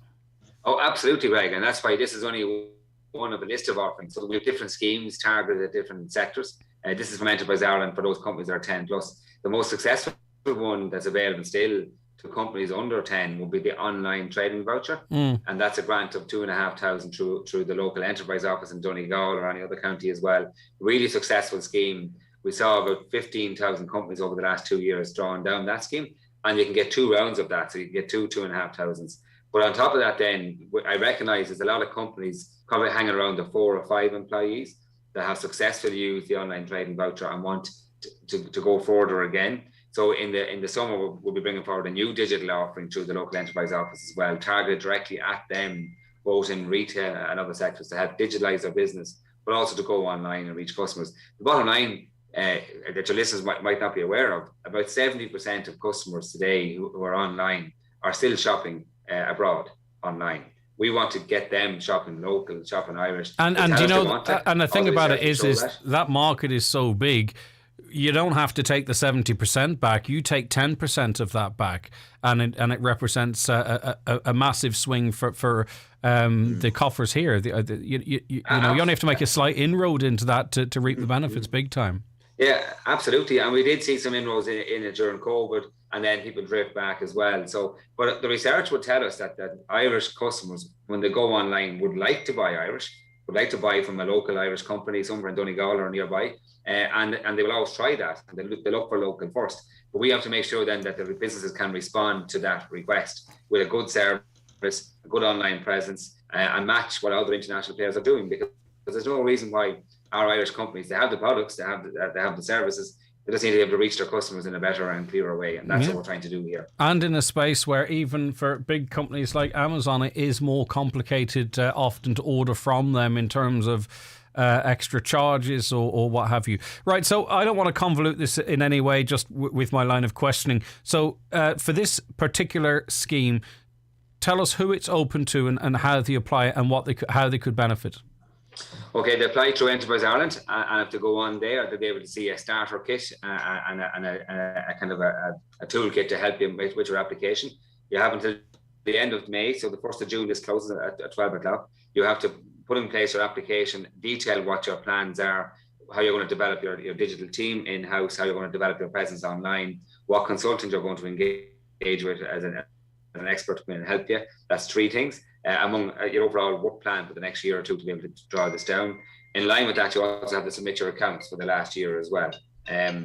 Just to show, again, to show that you're a company that has a presence, that you have to have a physical retail presence already. You have to have an online presence already. This is about bringing that a step forward as well. So I would ask anybody to engage with Enterprise Ireland and talk you through this process. Again, 29 companies have been successful in Donegal. I'm sure they're available to assist people as well, because this is a scheme we want more and more to do because everyone gains from it. It's about really looking at your business and seeing how you can target to improve the online offering. We would say in most cases it is worthwhile bringing in an outside consultant to guide you through that, to advise you, to help you, and that's what this funding is for. Are there panels of those type of experts available? You know, we're seeing similarly with, say, for instance, the refit schemes where we have, one-stop shops.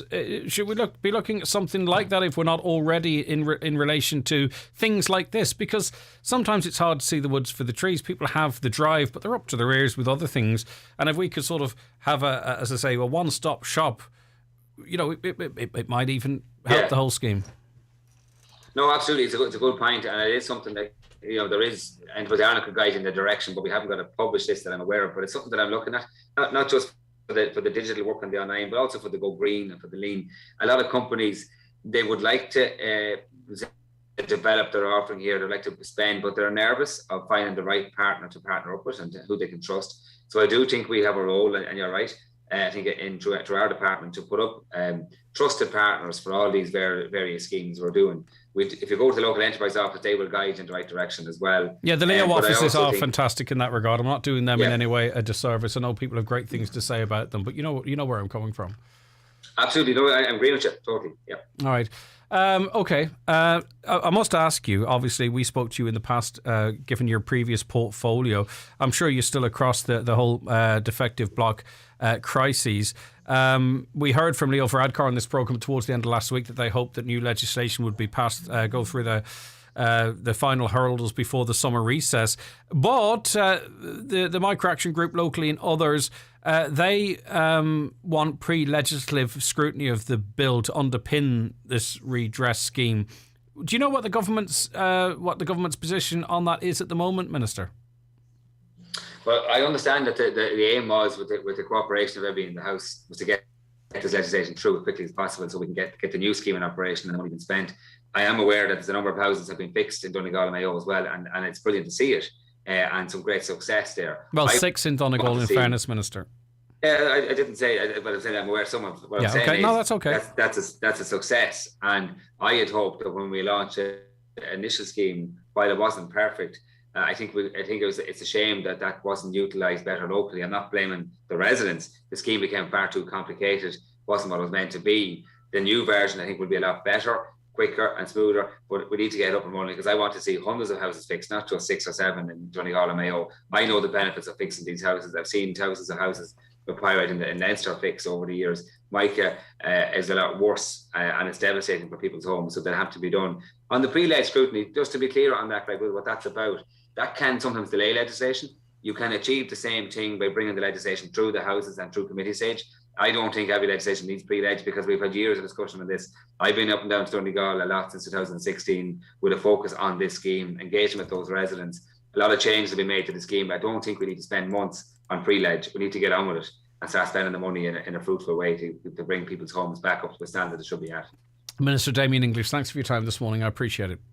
Thank you very Right, much. take care. Okay. 086 60 25,000. WhatsApps and texts to that number 074 91 25,000. A big talking point on the programme yesterday was the news that the Donegal Rally, a service park, is no longer going to be in Milford. It's being relocated in to Letterkenny, and this has caused a lot of upset in and around the Milford area, but not just the Milford area. I had an opportunity to speak to a number of people along the route of the rally who were really peed off about it, actually. They thought it was a bit of a two-fingered salute, a slap in the face. So it'll be interesting to see how that plays out, though we've been told the decision has already been made. The reason I'm talking is I want to read a few comments that I didn't get to yesterday because it's such an important issue for many. A caller says it's a disgrace that they're moving the station away from Milford. It's not broken. Don't fix it. Another, people stay all over Donegal on rally weekend. The genuine rally people don't mind travelling to and from the event. They are not in Donegal to party but to follow the stages. What about the environmental issue regarding fuel fumes and carbon footprints from 100 plus rally cars to and from Letterkenny instead of halfway from the stages in Milford? Another, Greg, where's the service station in Letterkenny for the rally, or who donated the 10 acres? I don't know who donated the land, but it's the old Unify site in Letterkenny. Another caller says, the only good thing about lockdown was that for the past 2 years, the residents of Letterkenny did not have to suffer all the Egypts that follow the rally and invade our town every year and torture everyone. Hi, Greg. I've heard about looking up holiday homes online. If you delete your cookies on your browser, desktop, mobile, as I've heard on the show on prices, it can vary. Or try private browsing, as the same cookies may need if you have passwords on certain sites you want to remember. Good. That's also good for booking flights as well. And then one caller says, good luck to Ireland in the Eurovision. This is a carryover from yesterday. No doubt RTE are 50-50 as they would have to host it regarding their cutbacks. Well, look at, I think Brooke, I watched last night's and she was robbed. I thought she was brilliant. I thought the song was good. I thought a lot of nonsense went through to the final. And really what it comes down to now for the Eurovision Song Contest, and we'll probably all forget it by next year comes, we don't create music that resonates across mainland Europe. Europe is so diverse and has so many different musical cultures. What we produce in this country does not fit into it. And I don't think it ever will now, the way the voting is done. It's almost like a waste of time. And that is now not sour grapes. But Sweden's was an excellent song, though maybe I'm contradicting myself. But you don't know. Maybe you need to join NATO to get through to the final of the Eurovision Song Contest now. I don't know. But there was some really very bizarre musical acts that went through. We had a good pop song. You might not like it, but we had a good one. Brooke put everything into it, and she should have gone through to the final, given what went through. I just don't think that we produce artists or music or a sound that is popular in Europe anymore. Perhaps a ballad, but certainly nothing up-tempo. I think we should cut our losses in terms of trying to send pop music out there. Go traditional. You know, let's get out our traditional musical instruments, so let's go with big ballads, but we're wasting our time and wasting the people like Brooke's time. Oh, that being said, Brooke has done very well out of this. She's going to be popular, she's going to be famous, and she's had a huge platform across Europe, okay? But it's just a waste. It feels like a waste of time. Did you watch that? Were you interested in it? Someone said to me, why are you watching that trash? I says, because I'm sick of watching the news and listening to all that stuff, and I just want to switch my head off. And that's what I did, and it worked for the hour and a half it was on. All right, 08660 25,000 WhatsApps, text to that number 07491 25,000. Back after the break, we'll take a piece of music after that. So if you have any requests, get them into us now if you want to. 08660 25,000. Someone celebrating a birthday, communion, wedding, whatever it might be. If you want to give them a shout out on Highland, get in touch now. The 9 till noon show with City of Derry Airport. Pre-book your airport parking, fast track and lounge access at cityofderryairport.com for a stress-free start to your trip. This is the story of how I met your father. Let's do this. Now streaming on Disney Plus. How I Met Your Father. To a night of new friends. Screw being mature. We can still make bad choices for a few more years. A new laugh out loud original series. I've been on 87 dates this year. 88. Oh, it was 87 before you struck out with Ian, so now technically. Got it, thanks. How I Met Your Father. Now streaming exclusively on Disney Plus. 18 plus subscription required. T's and C's apply.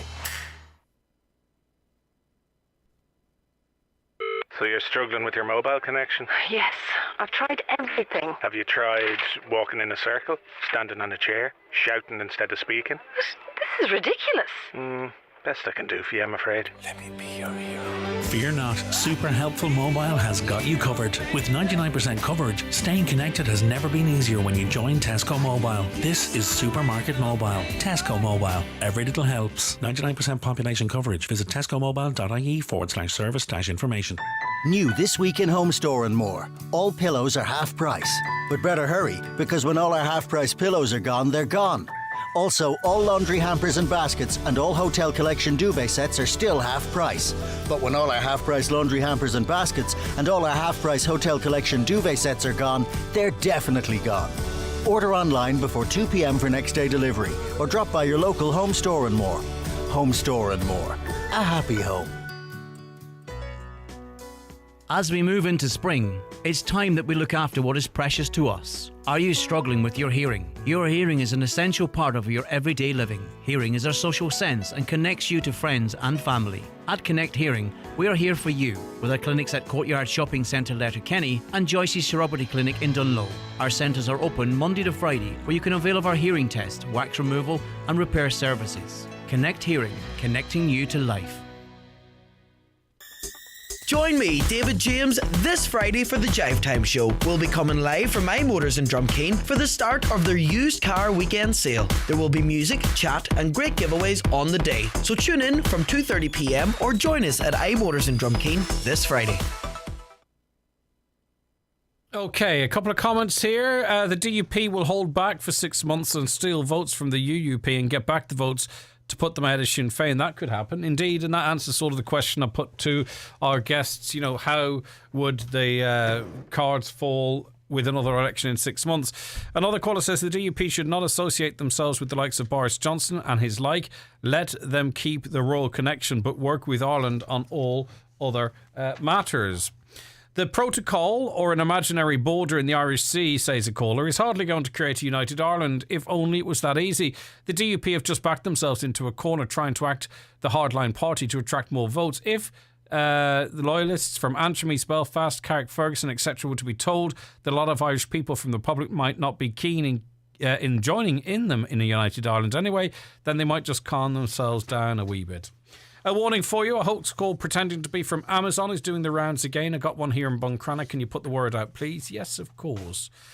What is it about this country and its obsession with rightly ditching its aggressive religious past, but using abortion and increasing the numbers of termination as a symbol of struggle against a deviant clergy? The main victims in this battle so far are the unborn children in Ireland.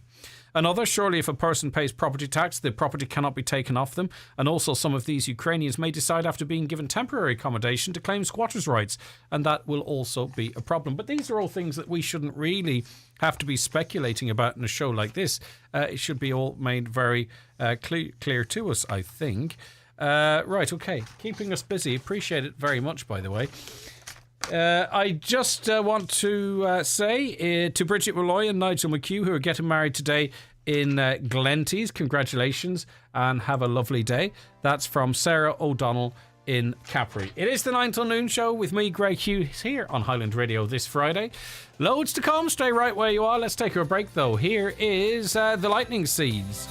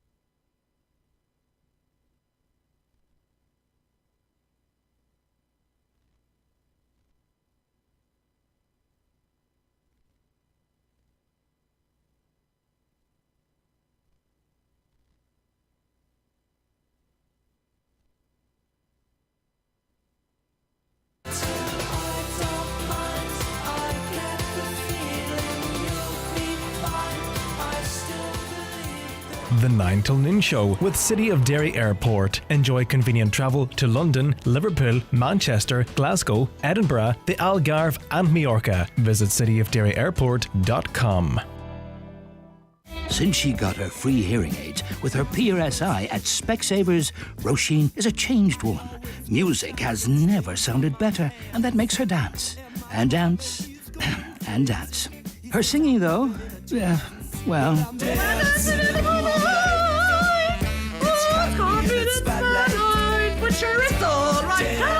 Free hearing aids with PRSI at Specsavers. Music to your ears. Find out more online. Terms and conditions apply. Mr. Blue Sky, please tell us why. The Euro Millions jackpot is a guaranteed €17 million. Play responsibly, in-store, in-app or at lottery.ie. The National Lottery. It could be you. At Hickey, Clark and Langan Insurance Brokers, they compare quotes from all the leading insurers, so you get a great price. Home, motor and van, farm, holiday home, travel and liability insurance, they quote them all. So if the worst happens, you're covered. For a competitive insurance quote today, call Hickey, Clark and Langan on 9126688 or pop into their office at Ballymacool, Letterkenny. Hickey, Clark and Langan General Insurances Limited, trading as Hickey, Clark and Langan, is regulated by the Central Bank of Ireland. Enjoy a quality summer with SuperValue. With great offers like SuperValue Fresh Irish Fillet Steak, save 33%. Selected Fresh Irish barbecue meats like chicken skewers and sausages, any 3 for €10. And selected personal care like Lynx, Dove and Tresemme, save 70%. Enjoy low prices that compete with anyone. SuperValue. Real food, real people. Wetsuit on and underwater by air. Aprons on, breakfast orders in, conversation flowing, loving every second. Every day is different. There's always new faces. It really suits me. It fits my schedule. I can see friends, do my yoga, balance work with life and enjoy both. My career in tourism works for me. And mine works for me. Get a career in tourism that works for you. Visit tourismcareers.ie. Brought to you by Fáilte Ireland. All right, a caller says, Greg, I agree. Brooke was robbed last night. I thought Brooke was brilliant.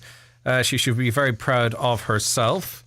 The one act in particular that got through that made me gasp in horror, they say, was Serbia's entry. It was just weird. It was different, yeah, but I think there was quite a message behind that song to do with health rights in Serbia and particularly those in the arts and what have you. I'm not sure how that resonated across Europe, but clearly it did. It was very, very different. Okay, now I'm joined on the programme by Declan Meehan. Hi, Declan. Morning, Greg. And what we're about to talk about is in my notes, which are out on the desk, so I haven't a clue what would. I do to some extent, but I'll grab them here.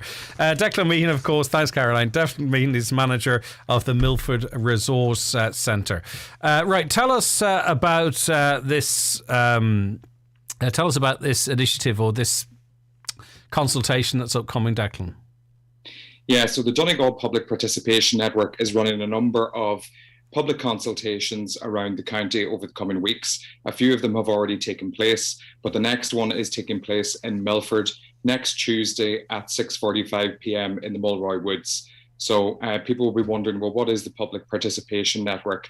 The Donegal PPN is the link forum through which community organisations involved in the community and voluntary sector, social inclusion and environmental sector basically are able to provide oversight and participation into decision making at a local authority level, local government, so at the county council level. So this particular consultation is open to all community groups and sports clubs involved in any of those areas across the Milford electoral area. And as I say, it's taking place on Tuesday at 7:15. And the important thing, and I guess the reason that we'd encourage people to come out and take part in this, is that this consultation will then feed into the development of both the Donegal Development Plan and also the Donegal Local and Economic and Community Plan. So it's very important that community organisations have their opportunity to identify the positives, the negatives and the needs that they see in the community. And there are no better people to identify those needs than those who are working on the ground in the community. Yeah, and there are lots of them. So what could come from this? So in real terms, what might we see at the end of this process, just to help us understand why we have this level of engagement? What could be an example of the outcome from this? I guess particularly with the local economic and community plan, what comes out of that is policy decisions on how money is allocated through grant rounds, or what grant rounds are created by the council and the LCDC.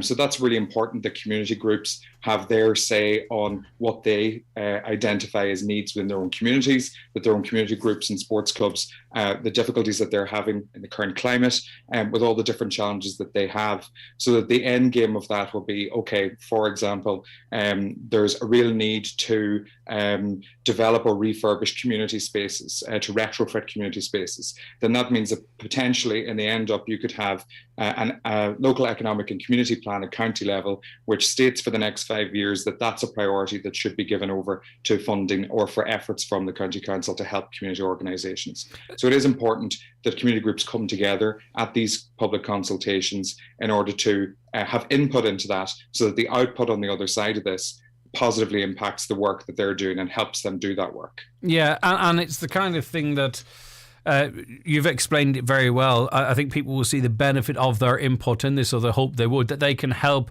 best, craft this to the benefit of their area or the wider area into the future. Absolutely, and that's why we're kind of doing, so I'm a member of the Secretariat of the Public Participation Network, so this is why we're bringing it out into the community. We're not doing just one consultation for the whole county, we're bringing them into people's local areas. Inishowen Development Partnership have run a few of these over in Inishowen. There was one in Donegal Town last year. We did Ballabafay a few weeks ago. There's Milford next week, and then we'll have Letterkenny and Dunlow in June as well. So Letterkenny is the 7th of June and Dunlow is the 14th of June. So it gives everyone an opportunity to access these consultations locally. It allows them to talk about their needs on a very local basis, and then that's fed up into the county council through those mechanisms. Yeah, and it's not just, for office use only here. At the end of this process, people will be made aware of the recommendations, the findings, and the direction we're going in via a publication.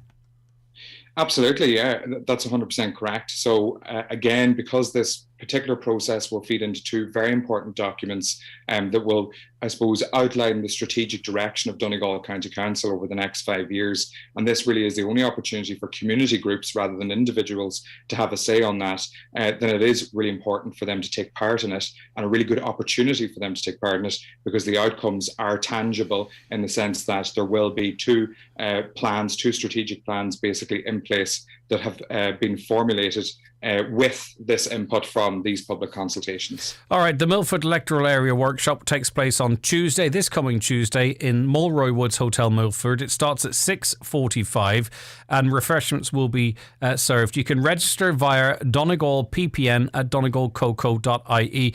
Is it open to everyone, or is it particularly those who are involved in groups or representative bodies or in their community in some way or other? Or as I say, is it from that cohort, or is it for absolutely everyone, Declan? Look, it is aimed at people who are involved in community groups and sports clubs, and people who have some sort of involvement with them, to bring the views from that perspective. Now, there'll be people out there, most people out there involved in some ways in their communities, and so their perspectives are very welcome, and we'd love to see them there next Tuesday in Milford. Yeah, and you've full faith in this process, that it works, that this is about getting the views of the people out there. They're not wasting their time, so this will feed in, and the fingerprints of this process will be seen down the line in how things are rolled out and supported through the council and what have you. Yeah, I mean, look, these processes take place. They're there for people to participate in them. The outcomes of those, I'm confident, in terms of the representation that we have through the Public Participation Network, our representatives will be making sure that the fingerprints of this process are all over those development plans and strategic plans in the future. So absolutely. All right, Declan, thank you. Have a great day. Good weekend to you. Thank you very much. Declan Meehan, manager of the Milford Resource Centre. So just to recap, the Milford Electoral Area Workshop takes place on Tuesday in Mulroy Woods Hotel, Milford. 6:45pm is the kick-off time, and you can register your attendance at Donegal PPN at donegalcoco.ie, and refreshments will be served. Okay, we will be joined by our next guest after these. The 9 till noon show with City of Derry Airport. Pre-book your airport parking, fast track and lounge access at cityofderryairport.com for a stress-free start to your trip. When driving on a motorway, keep to the left-hand lane for normal driving. Use the centre or right-hand lane for overtaking only, and then safely return to the left lane.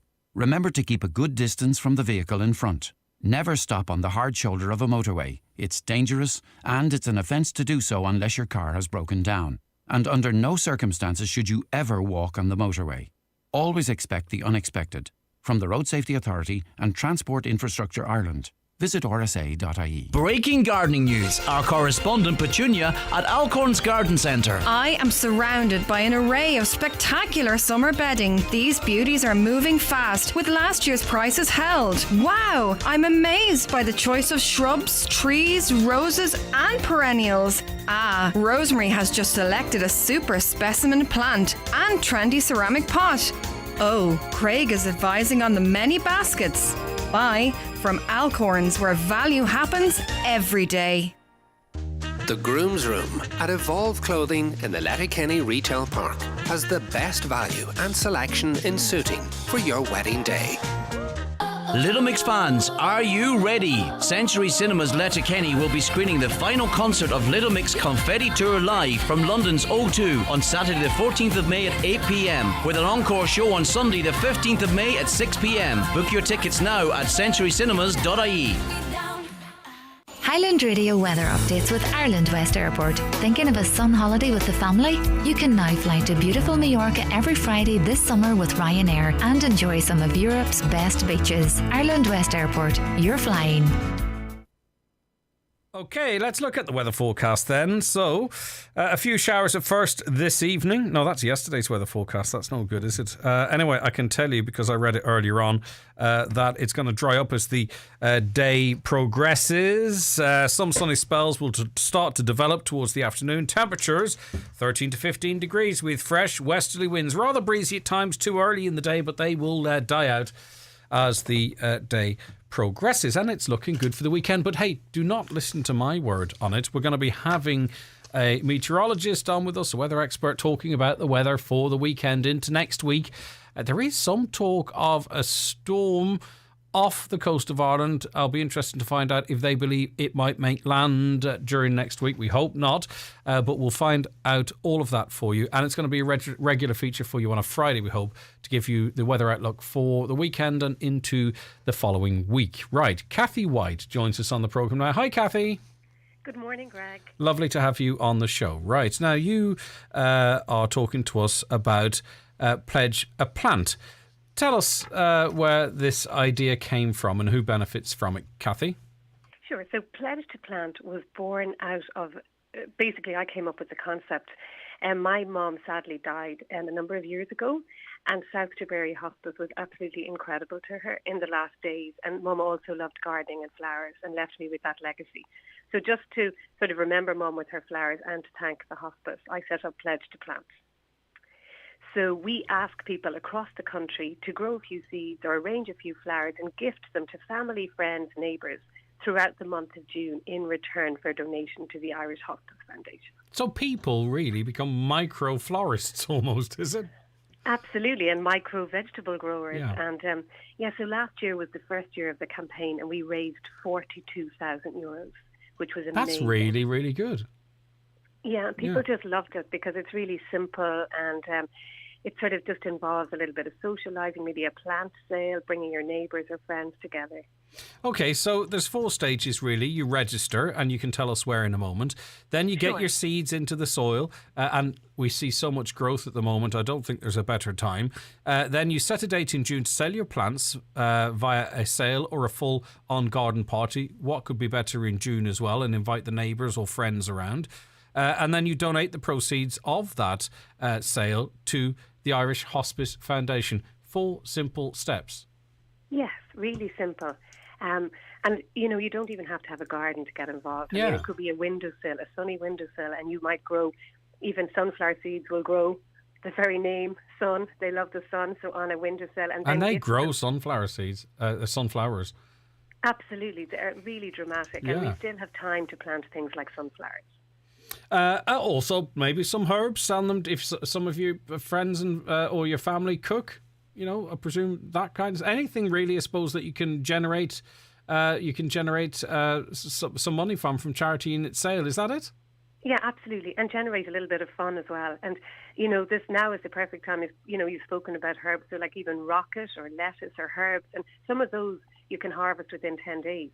So imagine having lovely salad gifted to you from somebody's windowsill or garden or a pot outside their door. And I'm saying sell. I do understand it's I'm making it very transactional. It's really you offer it and then seek a donation. That's really is that the way really you're doing it? It doesn't matter as long as the resource people grow and the resource goes to the Hospice Foundation. Yeah, absolutely. So it can be a plant sale, it can be whatever way you want it to be. But it just, and we generated such interest and fun with it last year. So hopefully we'll even be bigger and better this year. And I'm trying to give examples, but you've that online resource that makes it all much clearer for people, and they can see those 4 simple steps. The first one to register, I suppose, is where they start accessing that information. So what should people be doing right now, Kathy? So they can log on today to the Irish Hospice Foundation website, go on to their Pledge to Plant page, and they can register there for a packet of seeds and all the can do around it. And on there, we've got some of Ireland's top gardeners and growers giving some inspiration. And they can also go along to our Facebook page where we have daily contributions. And if somebody has an issue or a question around what they're growing, we will come back to them. That's a wee community, probably turns into a wee community then, doesn't it? Absolutely. It's wonderful. The interaction, yeah. Yeah, and we know the benefits of gardening and growing go far beyond any of this plant sale as well. You know, it's just wonderful to plant a seed and then see it grow. I mean, it sort of just still amazes me. It must have been lovely for you, Kathy, on a personal level. And I know you're not doing it for yourself. You're encouraging others, but in your mum's name, who obviously meant so much to you, to be encouraging people maybe who haven't grown anything before to be growing, and then to raise so much money then to go to the Irish Hospice Foundation, which I'm reading obviously would have been good to your mum and to the family. So it must have been lovely last year, that whole process for you, or difficult. I don't know. How did it feel? It was mixed emotions, but it was still pretty amazing. And my mum was a very shy lady, and I think she'd be in the corner sort of quietly listening to this going on in her honour. But I think she'd smile gently, as she would as well, in sort of grateful appreciation and the love that we're doing it through. And wherever she is, not to embarrass her if she's listening, but what was your mum's name? Mary, okay. Yeah. Thanks, Kathy. Best of luck with that. Hopefully it's bigger this year. €42,000 last year, so it's wonderful. It really is. Thanks so much for explaining it to us. Thank you so much for your time, Greg. Take care. Bye-bye. That's Kathy White there. 086 60 25,000. News is on the way. The 9 till noon show with City of Derry Airport. Enjoy convenient travel to London, Liverpool, Manchester, Glasgow, Edinburgh, the Algarve and Majorca. Visit cityofderryairport.com. This is a notice for all tractor and agri-plant owners. Minimise your downtime when you need tyres and call Donegal Tyres Donegal Town. We can go to you and fit your tyres on site or repair your existing tyres if you have a puncture. Don't waste time and leave the hassle to us. So call Donegal Tyres now on 074 9721 482 to organise your call out. They say you should have your second baby first, because with your second baby, you'll have learned what to do, what not to do, what's best for baby and best for you. Like the Loopy Loo range from Lidl. Everything your baby needs, including award-winning nappies from only 99 cent. When you know what to do, Loopy Loo. Available exclusively at Lidl. More for you. See our full range at lidl.ie/Loopy Loo. There's more than me coming back to the Mountaintop Letterkenny. This month, Rest Takes Beds have just opened their brand new showroom. And if you're like me and you really appreciate a good night's sleep, these guys have brilliant ranges of beds and mattresses, and they have some great offers too. Call in and check out their new showroom, now open just beside us here at the Mountaintop in Letterkenny. The Hurlers of Donegal and Tyrone will play for a place at Croke Park this Saturday afternoon at Carrickmore. A win for either side will see them progress to the Nicky Rackard Cup final. Join the Highland team for full match commentary from 3:30 this Saturday at Park Columkill in association with the Northwest's premier bathroom and tile store, Bathroom and Tile Boutique, Bridge End. The O'Neill Sportswear Massive Warehouse Clearance Sale is backed by popular demand. For one weekend only, County GA jerseys, leisure wear, including t-shirts, tracksuit bottoms, half-zips, hoodies and jackets, are all reduced to clear. Open from 9 a.m. Friday, May 20th and Sunday, May 22nd. The sale will take place at O'Neill Sportswear Warehouse off the Melmount Road roundabout, Strabane.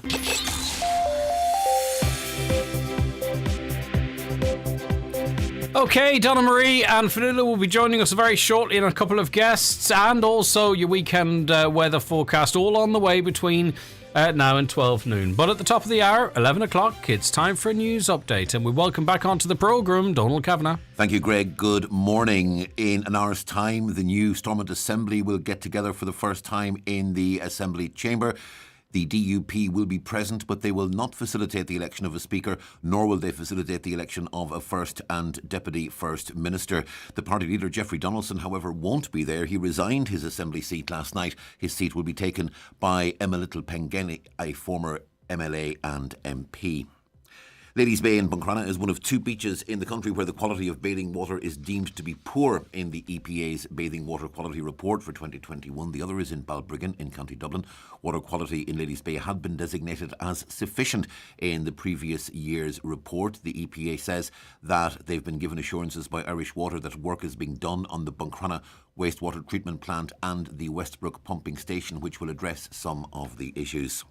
And people in Buncrana are being urged to have their say on the town's future. A comprehensive consultation event is to take place on Monday week, May 23rd. Donegal County Council will outline plans for the development of the shorefront and discuss the Buncrana local area plan. Meanwhile, architects will also present designs for the new leisure centre there. The Finance Minister says the visa for the Russian ambassador should be extended. Pascal Donoghue says they need to allow Yuri Filatov stay in the country to keep some diplomatic ties open. He says he's not convinced Russia would send a replacement if Mr. Filatov were to be expelled. €180,000 to be spent on improvements at 3 Quilcha sites in Donegal. 100,000 will go toward improvements to the entrance road at Ards Forest Park in Creasla, 55,000 toward improved car parking and access at Drumbo Stranora, and 25,000 for similar work at Corravati outside Letterkenny. It's part of a new 5-year strategic partnership announced today between the government and Quilcha. Steps are being taken to restore blanket bog habitats in the northwest. The Junior Heritage Minister Malcolm Noonan is unveiling a €20.6 million bog conservation project today. And the Sea Fisheries Protection Authority is to appear before the Oireachtas Committee on Agriculture and Fisheries next week. Minister Charlie McConalogue told the Dáil last night it'll give TDs an opportunity to question the SFPA on a number of issues pertaining to Killybegs, particularly its actions in recent weeks, which have led to controversy and claims that the industry is being threatened. And we're back with news headlines again at 12 noon. Donald, thank you very much indeed. COVID-19 can still cause serious illness, especially in people at higher risk. We need to keep protecting each other. So stay home if you have symptoms. Wear a mask in healthcare settings, public transport, and busy places. Let fresh air in if you're meeting indoors. Keep hands clean. And get a COVID-19 vaccine and booster. Let's keep looking out for each other. From the HSE, for us all.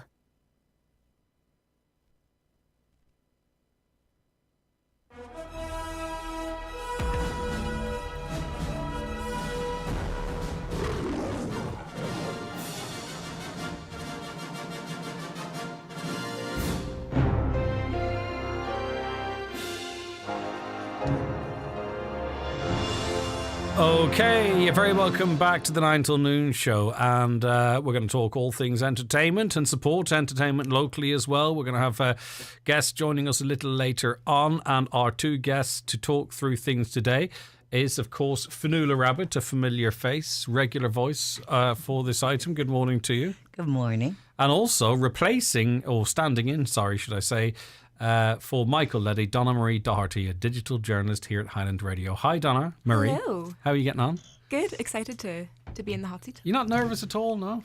No. Well, say that now, but Yeah, no, I wouldn't. I mean, I would be. I'm glad you're not. I don't even know why I'm bringing this up, but it's just confidence. It's like you're trying to make her nervous? No. You're trying to upset her? No, it's not like she's sitting beside the managing director or anything. That's like, true. You know, I mean, that's not No, happening. I'm so intimidating. Yeah, it's of like course. one No, of my you're not. main things.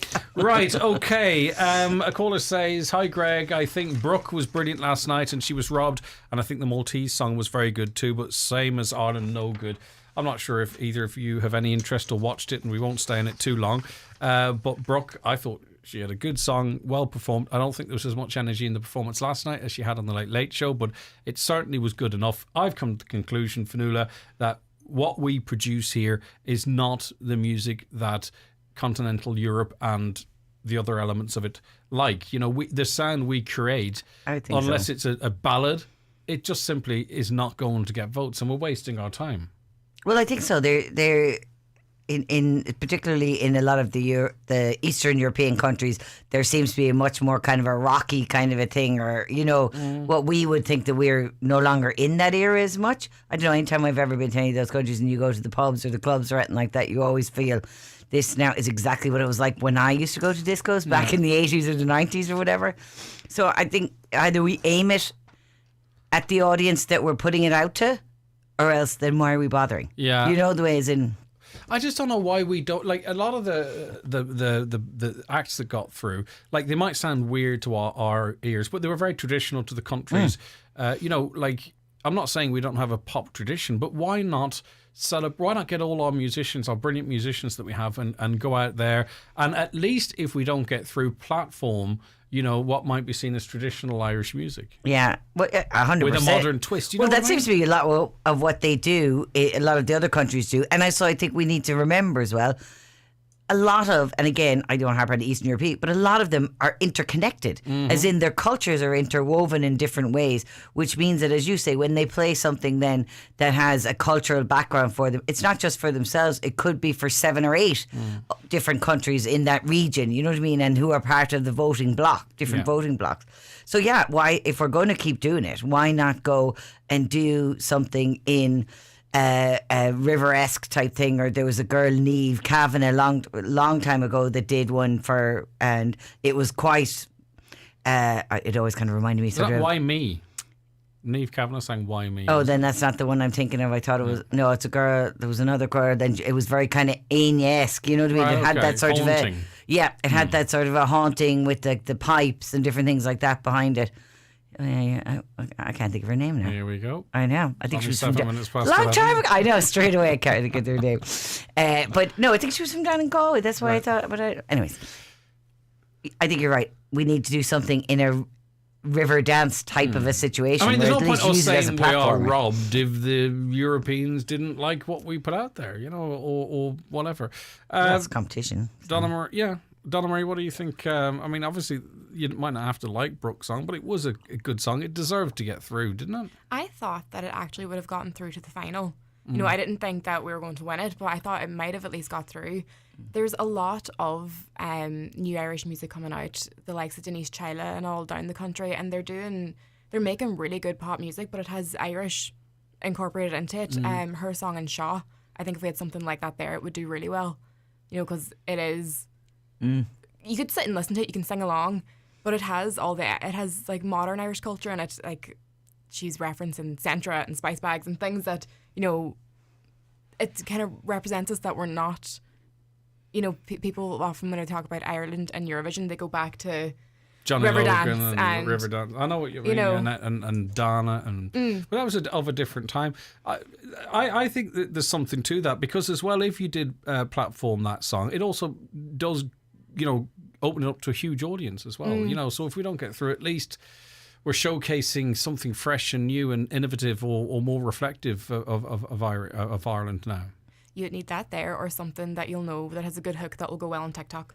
Yeah, so if you get it on TikTok, you're flying. Yeah, of course. Well, I'd say now, and I don't like to compliment RTE, but they did do a series there lately, which was like Irish music. Stop it. I want license money. Yeah, exactly. Give us a cut of the cake, and then cut we'll of the cake, and then we'll be very nice to you. But they did do a very interesting one program, which was kind of new and old Irish music, but new as in all done by new artists and stuff like that. And it was very interesting. It's like what you're saying. There's a lot of, for lack of a better phrase, new Irish or people who've different cultural backgrounds who are now living in Ireland, bringing in what may have come from their family or their original cultures, and then blending it with Irish music and that to come up with a sound that's really interesting. Maybe that's the road we should go as well. Listen, again, at the end of the day, Ireland. we saw a short list of songs on the Late Late Show, right? Whoever watched that, and then we picked Brooke from that. You know, like I think, say for instance, who's picking those? I wonder. Exactly, that's my point. A panel of Johnny Logan and whoever else. The Irish Artist Initiative we were involved in this year, I think that would be a much better way of finding a contestant, because you had, you know, very traditional Irish music, you had, you know, rap, you had hip hop, you had, you know, all different types of people from all different types of musical backgrounds. I mean, that would be a true representation if the winner of that were to go forward, for example. I'm not saying, but I think that's the kind of maybe selection process we need to be employing. To be honest, watch any of the RTE shows that they had on the music. They went around different counties, showcased a little bit of the counties, and you're just like going, I don't know who picks some of the stuff. It's not that the artists aren't talented, but there seems to be a frame, you know, they seem to frame it in a particular way, whereas this was just unbelievable. It was like songs that I would recognise going back in the day, but rethought of, reimagined, as well as a lot of new stuff in that. And finally on this, there's some that. There's some speculation that the Russian hackers are going to do all they can to ensure that the public don't vote for Ukraine to win. Ukraine are going to win it, right? Yeah. What do you think about that? I mean, it's one of those, it's kind of a difficult question because you don't know what to say perhaps, but you know, like, it's not a fantastic song. They're going to win it because of course what's happening in their country, and it's going to be a show of solidarity, but what is the point of everyone else entering it? Yeah, I agree. I mean, you know, obviously what's happening over there is terrible and you want to show them support, but it's not very fair to the other artists who are putting in the effort. It's not fair to other countries that are putting money up in order to put their people forward. It's not fair to the host country. Do we really need, like, is giving the Ukraine, if that's what they do, the Eurovision, in what way is that helpful? There's lots of other ways in which you could be helpful to the people of Ukraine and the people leaving it in their droves, you know? Donna Marie? Especially as well, when it comes to next year, how are they going to host Eurovision? Like, how... They're going to be able to do it. No, that's going to be a problem. Strain. Yeah. Well, hopefully they could, but I take your point. Right, we'll start with you in terms of you were at the cinema or planning to go to the cinema, I'm not sure. Downton Abbey, A New Era. I've heard from a few Downton Abbey fans that like this. Are you a Downton Abbey fan? Did you like this? So I actually hadn't watched the series before it, but I went, and it was really good. You know. Millions of people have watched the series. It's awesome. There was a time back in the 19th century, and thank God those days are behind us, where you could take your glove off, right, and slap someone across the face. I feel if we were still in that century, I do feel she's insulted me to my core. Fionnuala would have removed the glove. but then go ahead, Donna Marie. No, it was really, really good. What I liked about it, and it's because it come from a series, they didn't have to spend the first act of the film, you know, setting the scene, establishing characters, trying to figure out who's auntie, who's their sister, who's their wife. It was really, Maggie Smith was hilarious in it. Yeah, she's awesome. She is brilliant. But no, my sisters and all, like, they've all watched it. I've dipped in and out, like, it's been on and I've seen it. But no, it was just very, very enjoyable. What I don't understand with things like that, though, Donna Marie, when you've got something that's long form, right? Mm-hmm. Like, can you make a 1 hour, 2 hour film and sort of touch all the points and speak to the fans as you'd want to? I don't know. What do you think? You totally can in something like Downton, because, to be honest, you don't really go to Downton for the story. You know what I mean? Even in the series, the story was kind of secondary. It's all about, the sumptuousness of it, the characters. You know, there's such a big group of characters that you could hate 90% of it, but then you'd like the butler and the maid storyline. Or you'd hate, you know, you don't like all of the kind of wealthy people knocking around where you like the downstairs, but you don't like the upstairs. You know what I mean? That kind of thing in it. And then they've moved this now to the south of France because it turned out that Dame Maggie Smith, and who doesn't think that she did, met a lad back in the day who she hadn't seen in years, but she impressed him so much he left her a chateau in France. Now, if anybody is going to leave somebody a chateau in France, it's to Dame Maggie Smith. I totally imagine. Could totally imagine that happening in her, even in her real life. Don't mind in her character life on this. She's just so awesome in it, isn't it? She's just so good. She's an icon. And then, so you've got a whole new level of sumptuousness. Plus, it's also then bringing it forward historically. So you kind of see little bits and pieces that are changing for them as they're kind of losing ground. Do you know what I mean? Is it a meaningful story in and of itself for someone who's not watched religiously the series? I was definitely drawn in by the story. Yeah. You know, there was, it's just like the series is, there was a few different storylines going on, but no, you don't need to, obviously there was things, maybe context that I was missing out on before, but I don't think it's essential to have seen it beforehand. And there is a time, what's the timeline versus the series? Is it a prequel or? Oh, no, they're all afterwards. Okay. So they did the series and now this is the third movie. This is the third movie. Okay, I got you. Well, I think what they're doing is, and I don't know where they're going to finish it, because slowly it's going to be like coming to an end, isn't it? They're going to be in a Manchester in 1987, living in a constant state, because it is coming to an end. You know, that's one of the things I know. I don't know if it was much in this one, but in the previous ones, is their lifestyle is not sustainable. Yeah. You know what I mean? Where's the money going to come from? How does it keep it going? That kind of. Do you watch this on TV? This wouldn't draw you to the cinema, would it? You'll wait. No, to be honest, I was thinking of going to the cinema, but then too many bigger stuff happened, and then I'm like, so bigger movies happened that I really think are very. You know, if you go to something a bit more action filled, I think you need the cinema to give you the full thing of that. Whereas this is a perfectly good movie that you could sit down at home with a nice cup of tea, particularly when my big TV had. It's not big anymore. It had his birthday last week. It's very exciting for it. And my big TV, you could sit there and watch it Did easily. you miss it for the last 2 weeks? Oh, God, yeah. I was down watching on a 27-inch down home. I was like, dear Must God. Be awful to in come fairness, down like that. I told my dad, I was like, animals, what's going on here? Terrible. What would you give it out of 10, Donna Marie? And is it a good date movie, do you think, or is it one to go with the girls or the guys, depending on what kind of stuff they like? Or oh no, definitely go with the girls. Yeah. I don't know. I think Pearlie would have fell asleep in it. But no, I think we'd give it around a 7. But I think this is the end of it. You know, all the loose ends kind of just get tied up. I'm not going to say the obvious thing. I've never watched any of it, but it's that's that. A caller says, I think it's time to send back Dustin the Turkey to the Eurovision. I don't think that achieved anything. Greg, Linda Martin sang Why Me. Oh. Niamh Kavanagh sang In Your Eyes.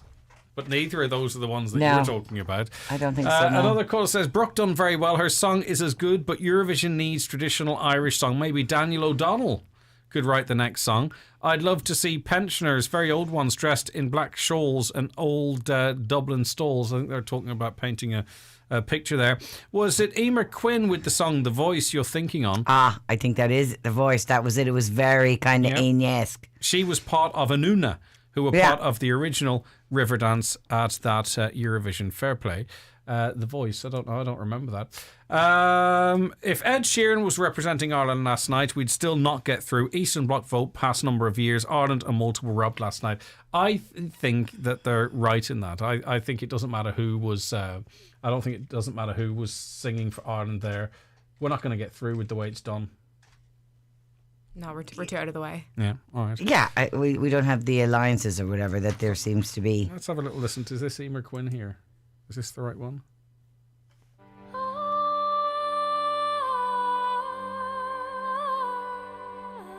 Yeah, sounds about right. It was very. I remember of it was that it was very kind of in that Enya-esque type of a sound. You know the way her. But was I think it going like that the whole way through? No, there's words. Okay. Right, well, maybe we've tried that then. All right, okay, that was Emer. But that was a long time ago. That was like she was back in the 90s, like so. There's no harm in giving it another run now. As you say, even if we don't get through, at least we're showcasing something.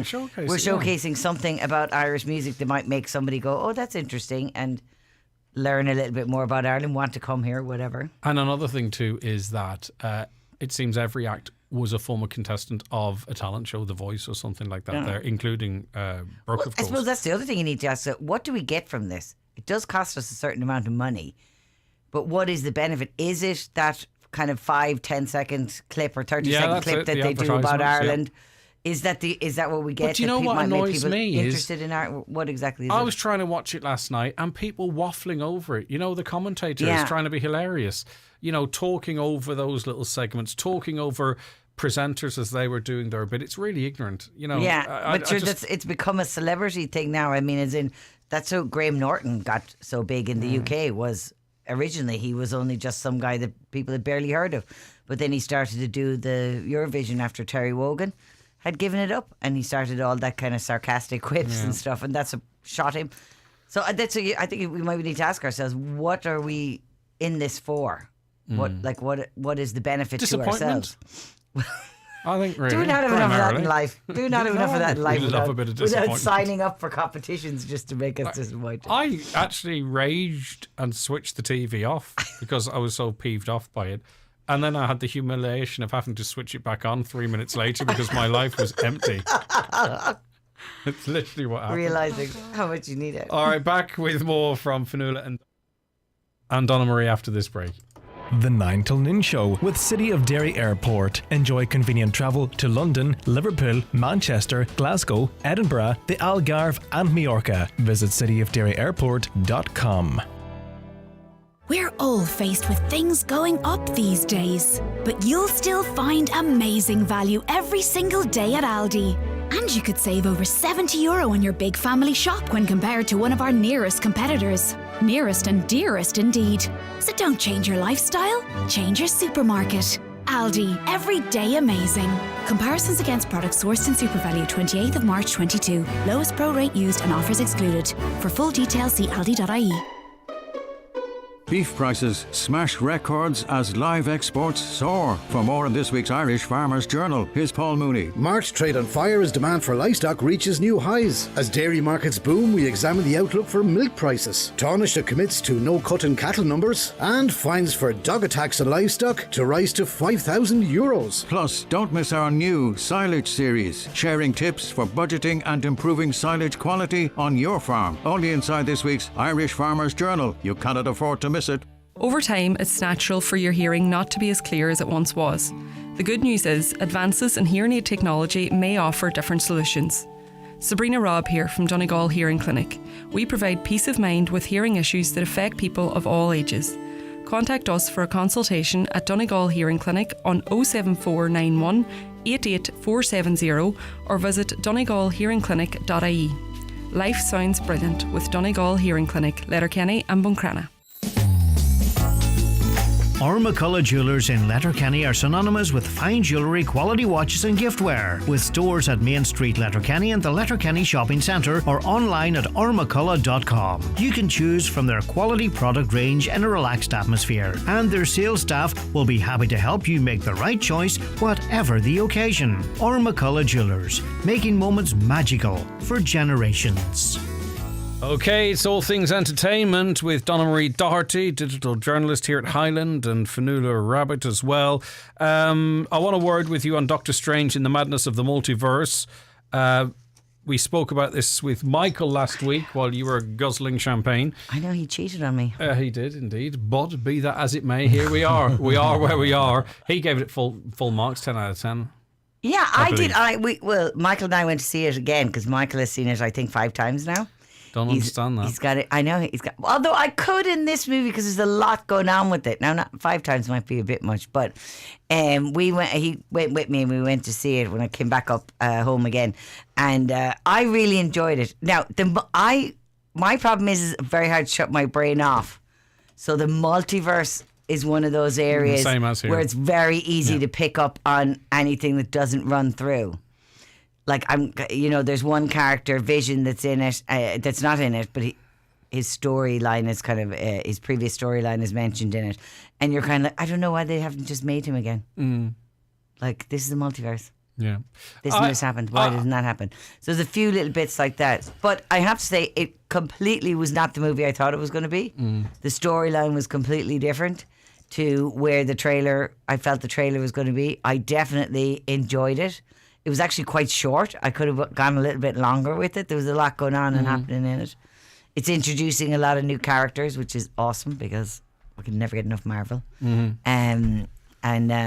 I definitely really enjoyed it now. Well, I like to keep my cards close to my chest on my views on these films, and I'm going to continue in that theme. But let me ask you, Donna Marie, do you like this crap?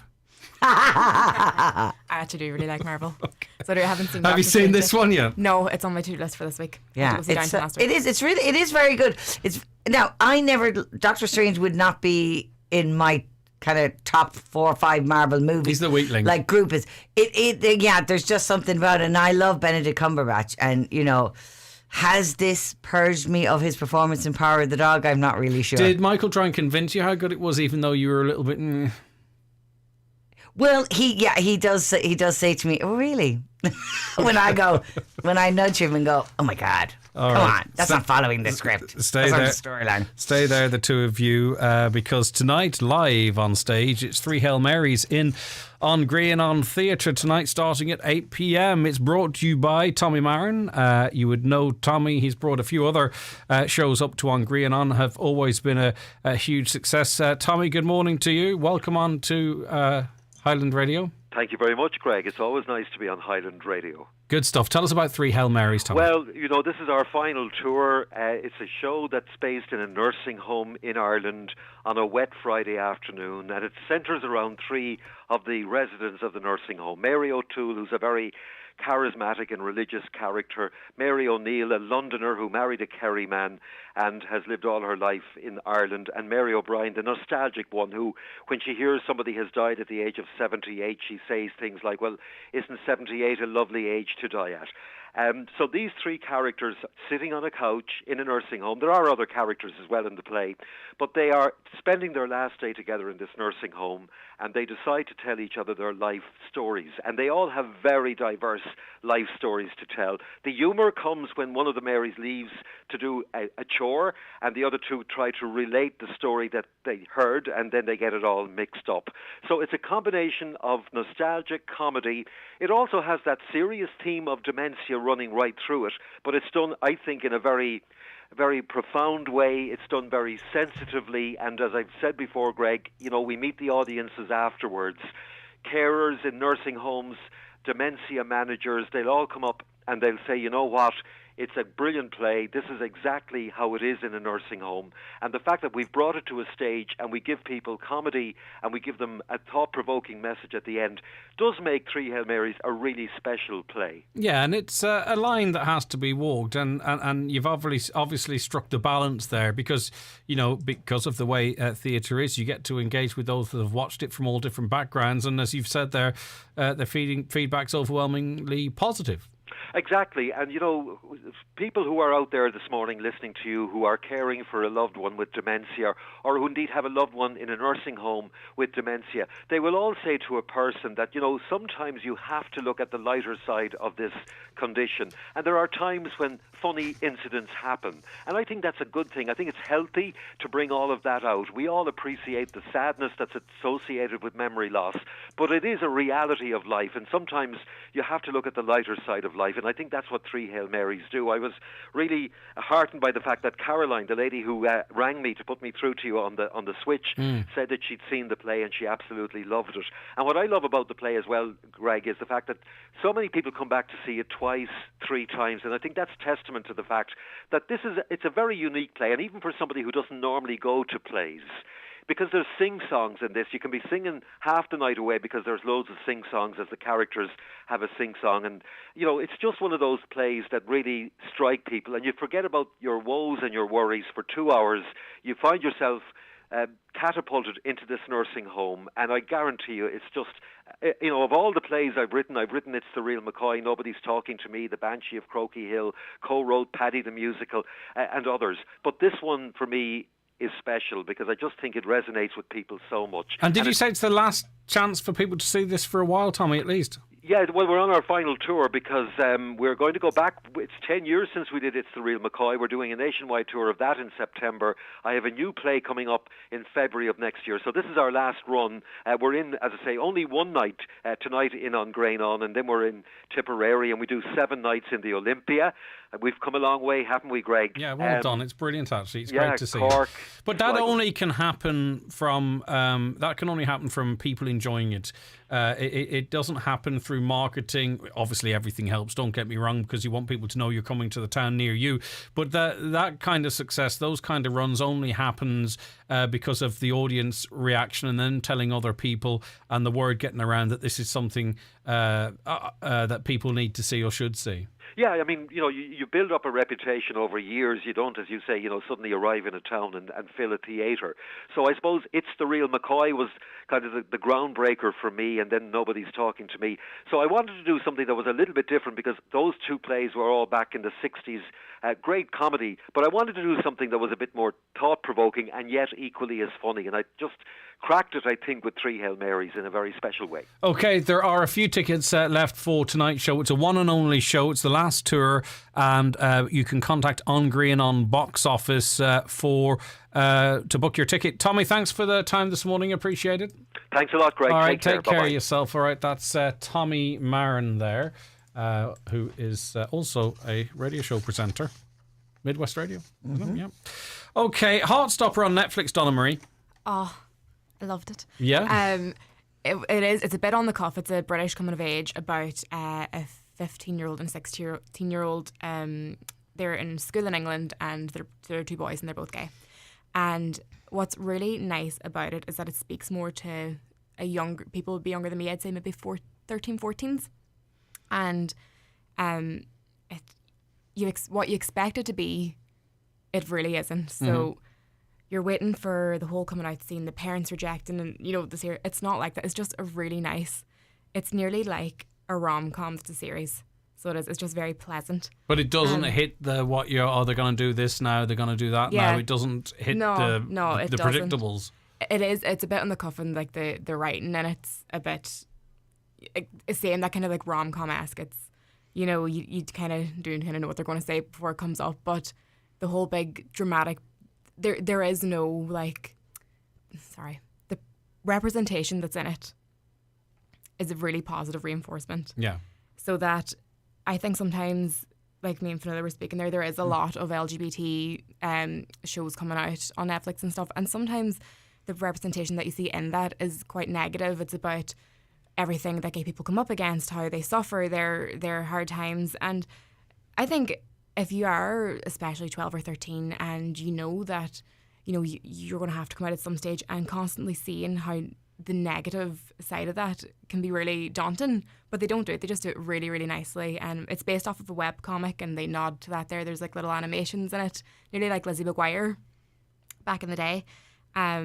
But no, it's a really, really nice watch. Olivia Colman's in it as well. All right, so okay. she has a supporting role. And it's done over, what is it, a 6-parter, or how many parts to it are there? Or is it a film? No, it's a series. It is, I think there's 8 episodes in it, and they're around an hour or so each. So like, the episodes are long, so you have to kind of commit to it. But it's really light. It's a bit of a breakaway from your usual doom and gloom that comes around with these here type of films or TV shows. And I have a niece who's 12, another one that's 13, and they just can't get enough of it. All right, okay. Like, and really, do you think it will play well to an older audience as well? I think it will. It's a nice break. It's not too serious. It's kind of something you can just put on and have a cup of tea in the background, and it's just like watching a good cheesy film. It sounds to me like one of those shows that you stop on it, and do you press play or not, and you don't, and then you miss it. But you're saying hit play, give it an episode and see what you think. Do like it is on the cuff. Like it's very on the cuff. But right. I think it's a nice kind of. Sometimes the shows that are coming out, they can be quite heavy, and I know when you like the likes of It's a Sin and all that type of stuff that are maybe more focused on the LGBT community, like the strife of it. Exactly. Whereas this is actually it's just a pleasant story. It is. In that it is. world. It's really pleasant, and it's really bright. Like even the colouring that's in it, it's all really you know, the characters, like the fashion sense on them's amazing. Mm. They're really like this show. really oh, yeah, Exactly. for sure. No, it's good to think that they're doing something, as you say, taking a different tack instead. Obviously, the struggle that people go through is important, but like as you're saying, and that's probably something that a lot of people hadn't thought about. If you're a young person now and all you're seeing is the struggle or the difficulty, and all your TV is about how people get rejected, or which one would hope in this day and age happens less and less for people. Of course, and also too, if you were a member of a minority watching the likes of Netflix, right, say African American or something, you'd presume that the only thing that happens to you is A, you're in a TV show, like Power or something, or B, you're in a documentary about a false conviction or something. Do you know what I mean? But where is the probably the majority of people's everyday regular lives? life? Yeah, exactly. Which is right. So that's good. And they actually have a very kind of diverse representation ethnicity-wise as well in the cast. There's lots of the not leading characters, but best friends of leading characters. Like there's lots of different races in it, and even down to like whenever they're calling the school roll in the background, the teacher, like they're all diverse names. Diverse names. Okay. What would you give it out of 10? I would say maybe an 8. Right, so 1 better than Downton Abbey at the cinema. A caller says the whole talk about the Eastern Bloc vote is irrelevant. Australia have gotten through many times and nearly won more than once. The Australian song is a very, very powerful ballad, and also, it's very Eurovision-y, and I kind of did say that. If we are going to try and present something that's a poppy and that would get in the charts in Britain or Ireland, that's not gonna work there. You do need something that's either traditional or something that's a really strong, powerful ballad that plays more to sort of maybe a Eurovision audience, and that's what the Australian song did. It deserved to get through. I have no problem with it. Sweden deserved to get through. It's just the ones that got through ahead of Brooke. But I'm just being... It's only because she's from the Northwest. If she was from Cork, I probably wouldn't care less. Is that bad? No, isn't that what it's supposed to be about? Yeah, okay. There was pubs with 8 screens showing it in Derry and everything last night. I'd say there was some crack had. Right, I'm going to take a break. Then I'm going to come back then with Fionnuala, and we're going to have a look forward to the weather forecast for the weekend and into next week too. Don't go away. The 9 till noon show with City of Derry Airport. Pre-book your airport parking, fast track and lounge access at cityofderryairport.com for a stress-free start to your trip. Don't just do okay in your career. Do great at Allstate. Don't settle. Soar. Don't procrastinate. Innovate. Don't do mediocre. Do magnificent. At Allstate. Great work, great life, great people. Where great opportunities await. Search Allstate NI Careers today.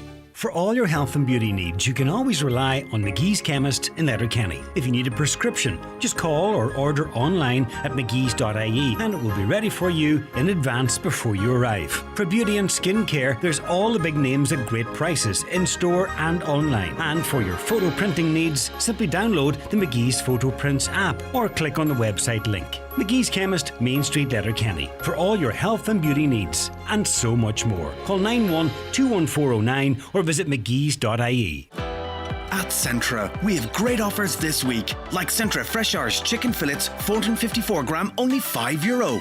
Weetabix 24 Family Pack, 430 gram, only €3. And Peace Bay Sauvignon Blanc Wine, only €10. Centra. Live every day. Enjoy cold sensibly.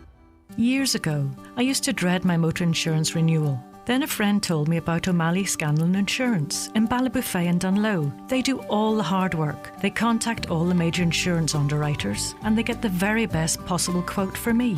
They have saved me a small fortune over the years and they could do the same for you. When your insurance comes up for renewal, contact O'Malley Scanlon Insurance at their Ballybofey office on 9131020 or their Dunlow office on 952206. O'Malley Scanlon is regulated by the Central Bank. There's more than me coming back to the Mountaintop Letterkenny.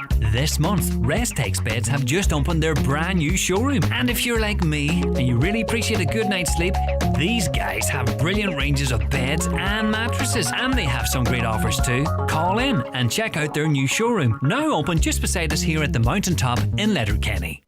Now we welcome onto the programme Cleona Ncbi, who is the producer of a film which is in cinemas at the moment called Untitled Chapter. Good morning to you. Thank you very much for joining us. Good morning, Greg. And congratulations to you and everyone involved in this. It seems to just be widely loved. Yeah, it's quite unbelievable, really. You know, just the reaction so far. I mean, we already had such highs, you know, when the film had its world premiere at the Berlin Film Festival in February, and then when we opened the Dublin Film Festival the same month, you know, that was a huge honour, and then the IFTA. So it's kind of been our heads are spinning, really, you know.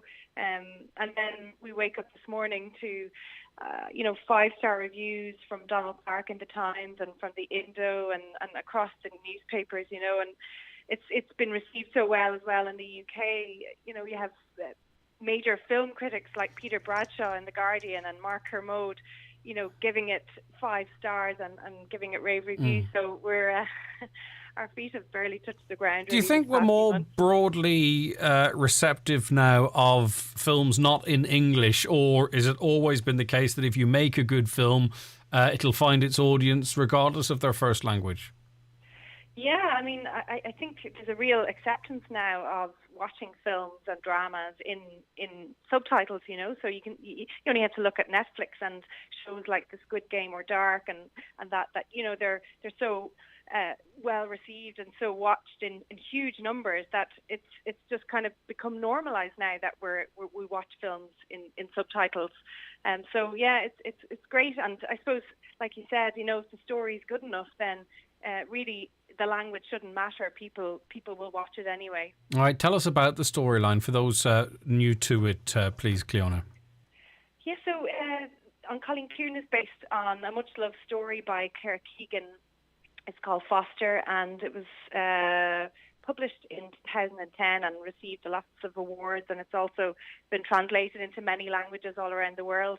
And it's about a young girl in the film. Her name is called Court, and she's sent away. She comes from a bit of a dysfunctional background.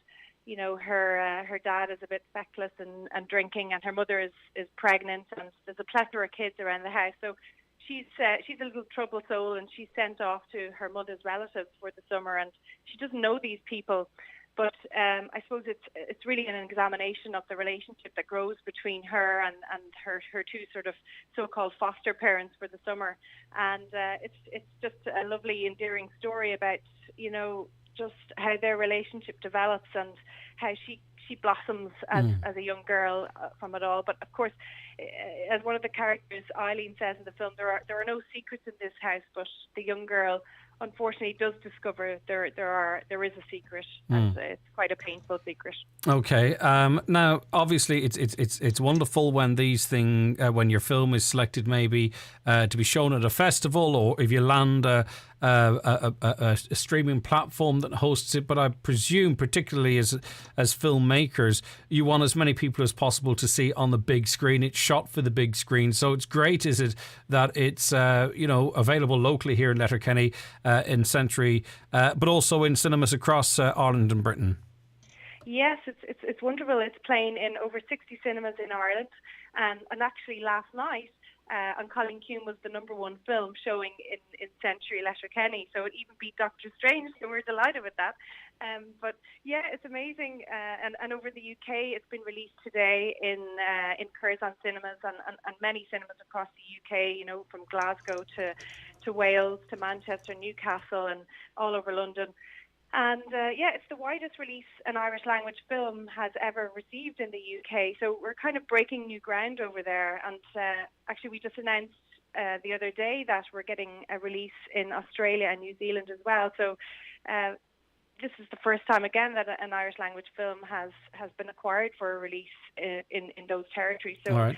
it's unreal now that the language is travelling through through cinemas. Excellent stuff. And of course, you've got strong Donegal connections yourself.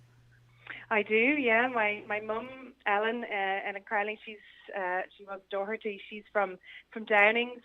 So I have a lot of family up there. You know, my uncle Michael and his family run the famous singing pub just near on the Atlantic Drive near Downings. Mm-hmm. I've lots of aunties and uncle and relatives up there. So Brilliant stuff. Yeah, Well done. yeah, Continued regular- success. It's lovely to see. Thank you so much for joining us, Cleona. I really appreciate it. Thanks, Greg. All right, take care and continued success. Cleona Ní Cruilly there. She's the producer of The Quiet Girl, or Uncalín Cún. And Fionnuala, isn't it good to see, because I know you're not a huge fan of the Ara Bagara representations of Ireland. It's good to see a proper Irish film being well and received. I'm really interesting about what you were saying about people watching it now with subtitles. And like, it's true. I mean, I've watched stuff now in German, Polish, all kind of stuff, all subtitled, and it doesn't even occur to me not to do it. So why would they not watch something that's in Irish if the story is good enough that brings it out there? Donna Marie, fantastic. Subtitles or dubbed? Subtitles. Yeah? Oh, yeah. Okay, that's good. Don't like whenever the mouth doesn't match the sound. I just can't. I know, it really is. I have a TV at the moment and it's got Oh, nothing no. to do with, it's out of sync, and It's painful. nothing I can do can address it. But I know what I can do. Right, pick something for us here from your list, please, Fionnuala. I was going to just mention, I suppose, more what's coming next week, if that's all right. Yeah, of course. Because there's just a couple of things I wanted to put on people's radars. One is on May 16th, which will be Tuesday, is The Time Traveller's Wife. Now, The Time Traveller's Wife is a book that came out many years ago, one of those ones that was in every book club and all that kind of thing. Everybody was reading it. And then they made a movie out of it, and now they're doing a TV series, and they seem to be taking a slightly different tack to it. If anybody who has never seen it, basically it's all about this girl, and as she goes through her life, this man appears to her, and in some ways it's kind of weird because this man appears to her from childhood all the way through, but it turns out that that he is a time traveler. So this and that their whole story unfolds by going back and forth through different things that happened that he doesn't necessarily remember, because it may not have happened to him yet, even though it's in her past. So it's very kind of intricate, but at the basic heart of it is this big love story. All right, that's going on Sky Atlantic. And that's on Sky Atlantic. Now, on before you May mention 16th. the other one, I also noticed what's coming up or seen it advertised is The Staircase. Now, you would have watched the documentary of The Staircase. I did, and do you think there's any appetite for a dramatic representation I've of that actually just story? started watching it, but I didn't watch enough of it to be able to put it on the list, and I definitely, so far, so good. Okay, well, listen, we'll come back to that then. Yeah, because it has, again, Toni Collette. I've stopped calling her Coletty because you told me I was wrong. I Toni think that might have Collette. been Michael. I know I didn't, because I don't know. Toni Collette and Colin Firth. Yeah. Play the main characters in it. I think it is interesting because in the documentary, it's very much just the facts, ma'am. But in this, they're kind of giving context in the family context and the broader thing. And I know I'm only kind of like first one in, but I am wondering when I get to the end of this where I'm going to land, because that is part of the thing even with the documentary. You're never, a lot of the way through it, you're not 100% sure what actually happened. Yeah. It can fall between two stools. I watched the Adam product that you asked me during the outbreak. Oh, I thought that was lovely. I really enjoyed it as well. I thought it was very... potholes you could drive a bus through. But when you put time travel into anything, especially if you're interested in it and you've done... But they know done themselves. the research, as they say. They know themselves that, when they're talking about it. Yeah. Did you watch the Adam product? Oh, I did. It's good, isn't it? It's really good, so it is. I mean, it's just one of those ones you really enjoy, but you do have to keep your any physics that you ever learnt, any basic physics that you ever did in school, even for the Leaving Cert, leave it outside. Leave the physics book outside. We're going to be finding out about the weather forecast for the weekend and into next week after these messages. The 9 till noon show with City of Derry Airport. Enjoy convenient travel to London, Liverpool, Manchester, Glasgow, Edinburgh, the Algarve and Majorca. Visit cityofderryairport.com. Hey. You're doing great. Everyone needs a boost sometimes. Is it time for yours? COVID-19 can still cause serious illness in people who are high risk and in those who aren't. So even if you've already had COVID-19, your booster vaccine can protect you from getting it again. And make your symptoms less severe if you do. Everyone aged 12 and over can now get a booster vaccine. Check if it's time for your booster and make an appointment on hse.ie. For us all, from the HSE. iMotors Nissan, the place for award-winning range of vehicles including the Micra, Leaf, Duke, Qashqai and the all-new Nissan Ariya. There's a model to suit everyone. Call today or visit our website at imotors.ie for more details, or call 074 913 4567 to arrange a test drive. At Lidl, we do things every day to make life better for us all. Things like being the first retailer to work with farmers on a sustainable beef programme to improve environmental impact, donating over 600,000 meals in the last year through our partnership with Food Cloud, and helping bees by doubling our number of pollinator-friendly stores in 2022. Decision by decision, day by day, we're taking Lidl steps to a better tomorrow. Join us on our journey today at lidlsteps.ie. Lidl, more for you. Highland Radio weather updates with Ireland West Airport. Stress-free travel, 10 minutes from car park to departures gate, and a selection of 19 destinations across the UK and Europe to choose from can only be one place. Ireland West Airport. You're flying. Okay, why would I even read the weather forecast to you when I've got Alan O'Reilly of Carlow Weather? You can check out their website, by the way, carlowweather.com, and follow Alan on social media. Good morning to you, Alan. Thanks for joining us. Good morning, Greg. Okay, so we have this habit, I think, sometimes, I've seen a weather forecast for the southeast and they say it's going to be, 30 degrees down there. And then everyone up here in Donegal says, do you know it's going to be 30 degrees this weekend?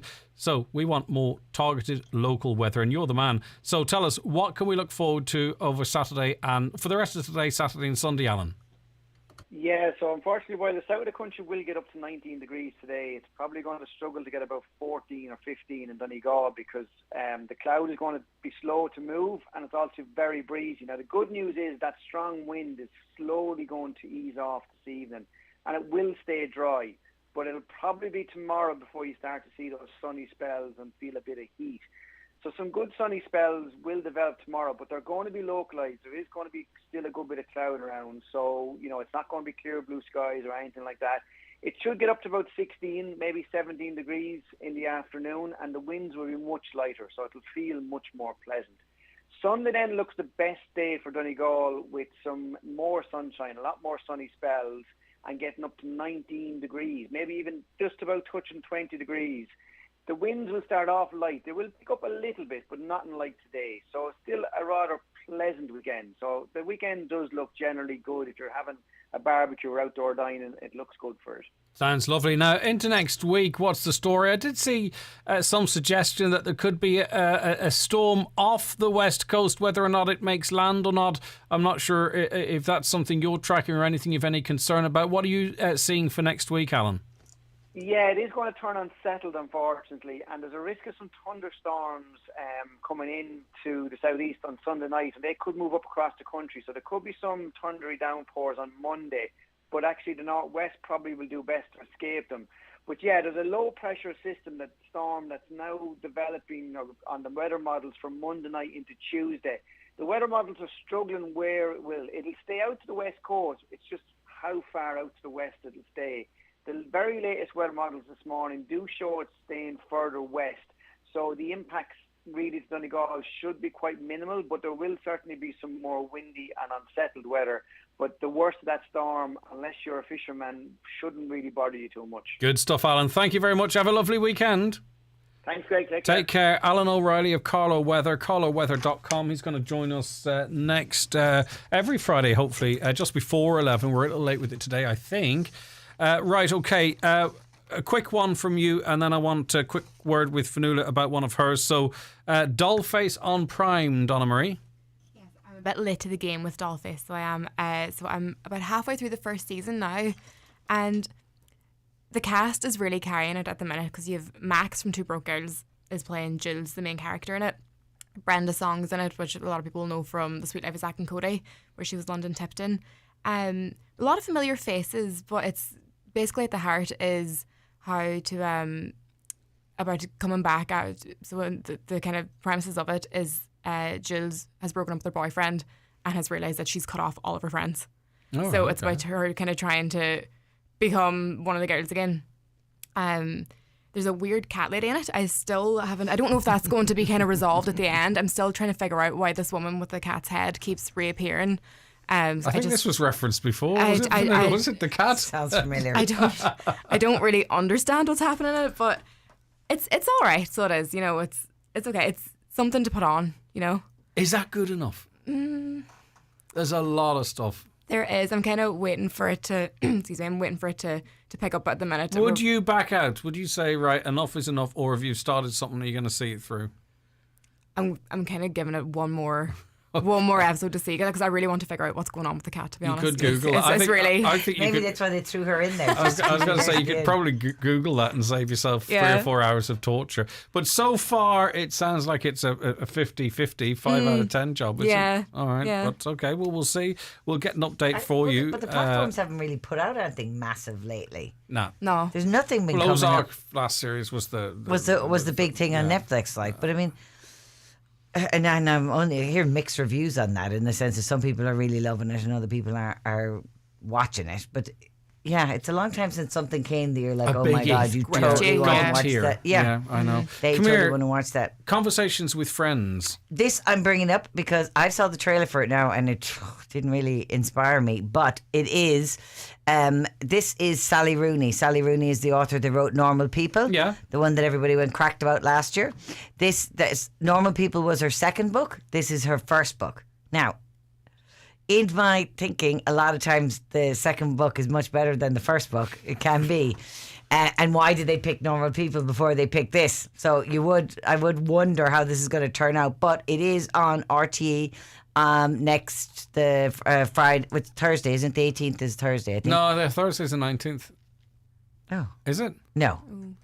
Sure. Today's the 13th, 14th, 15th, 16th. Oh, you might be right.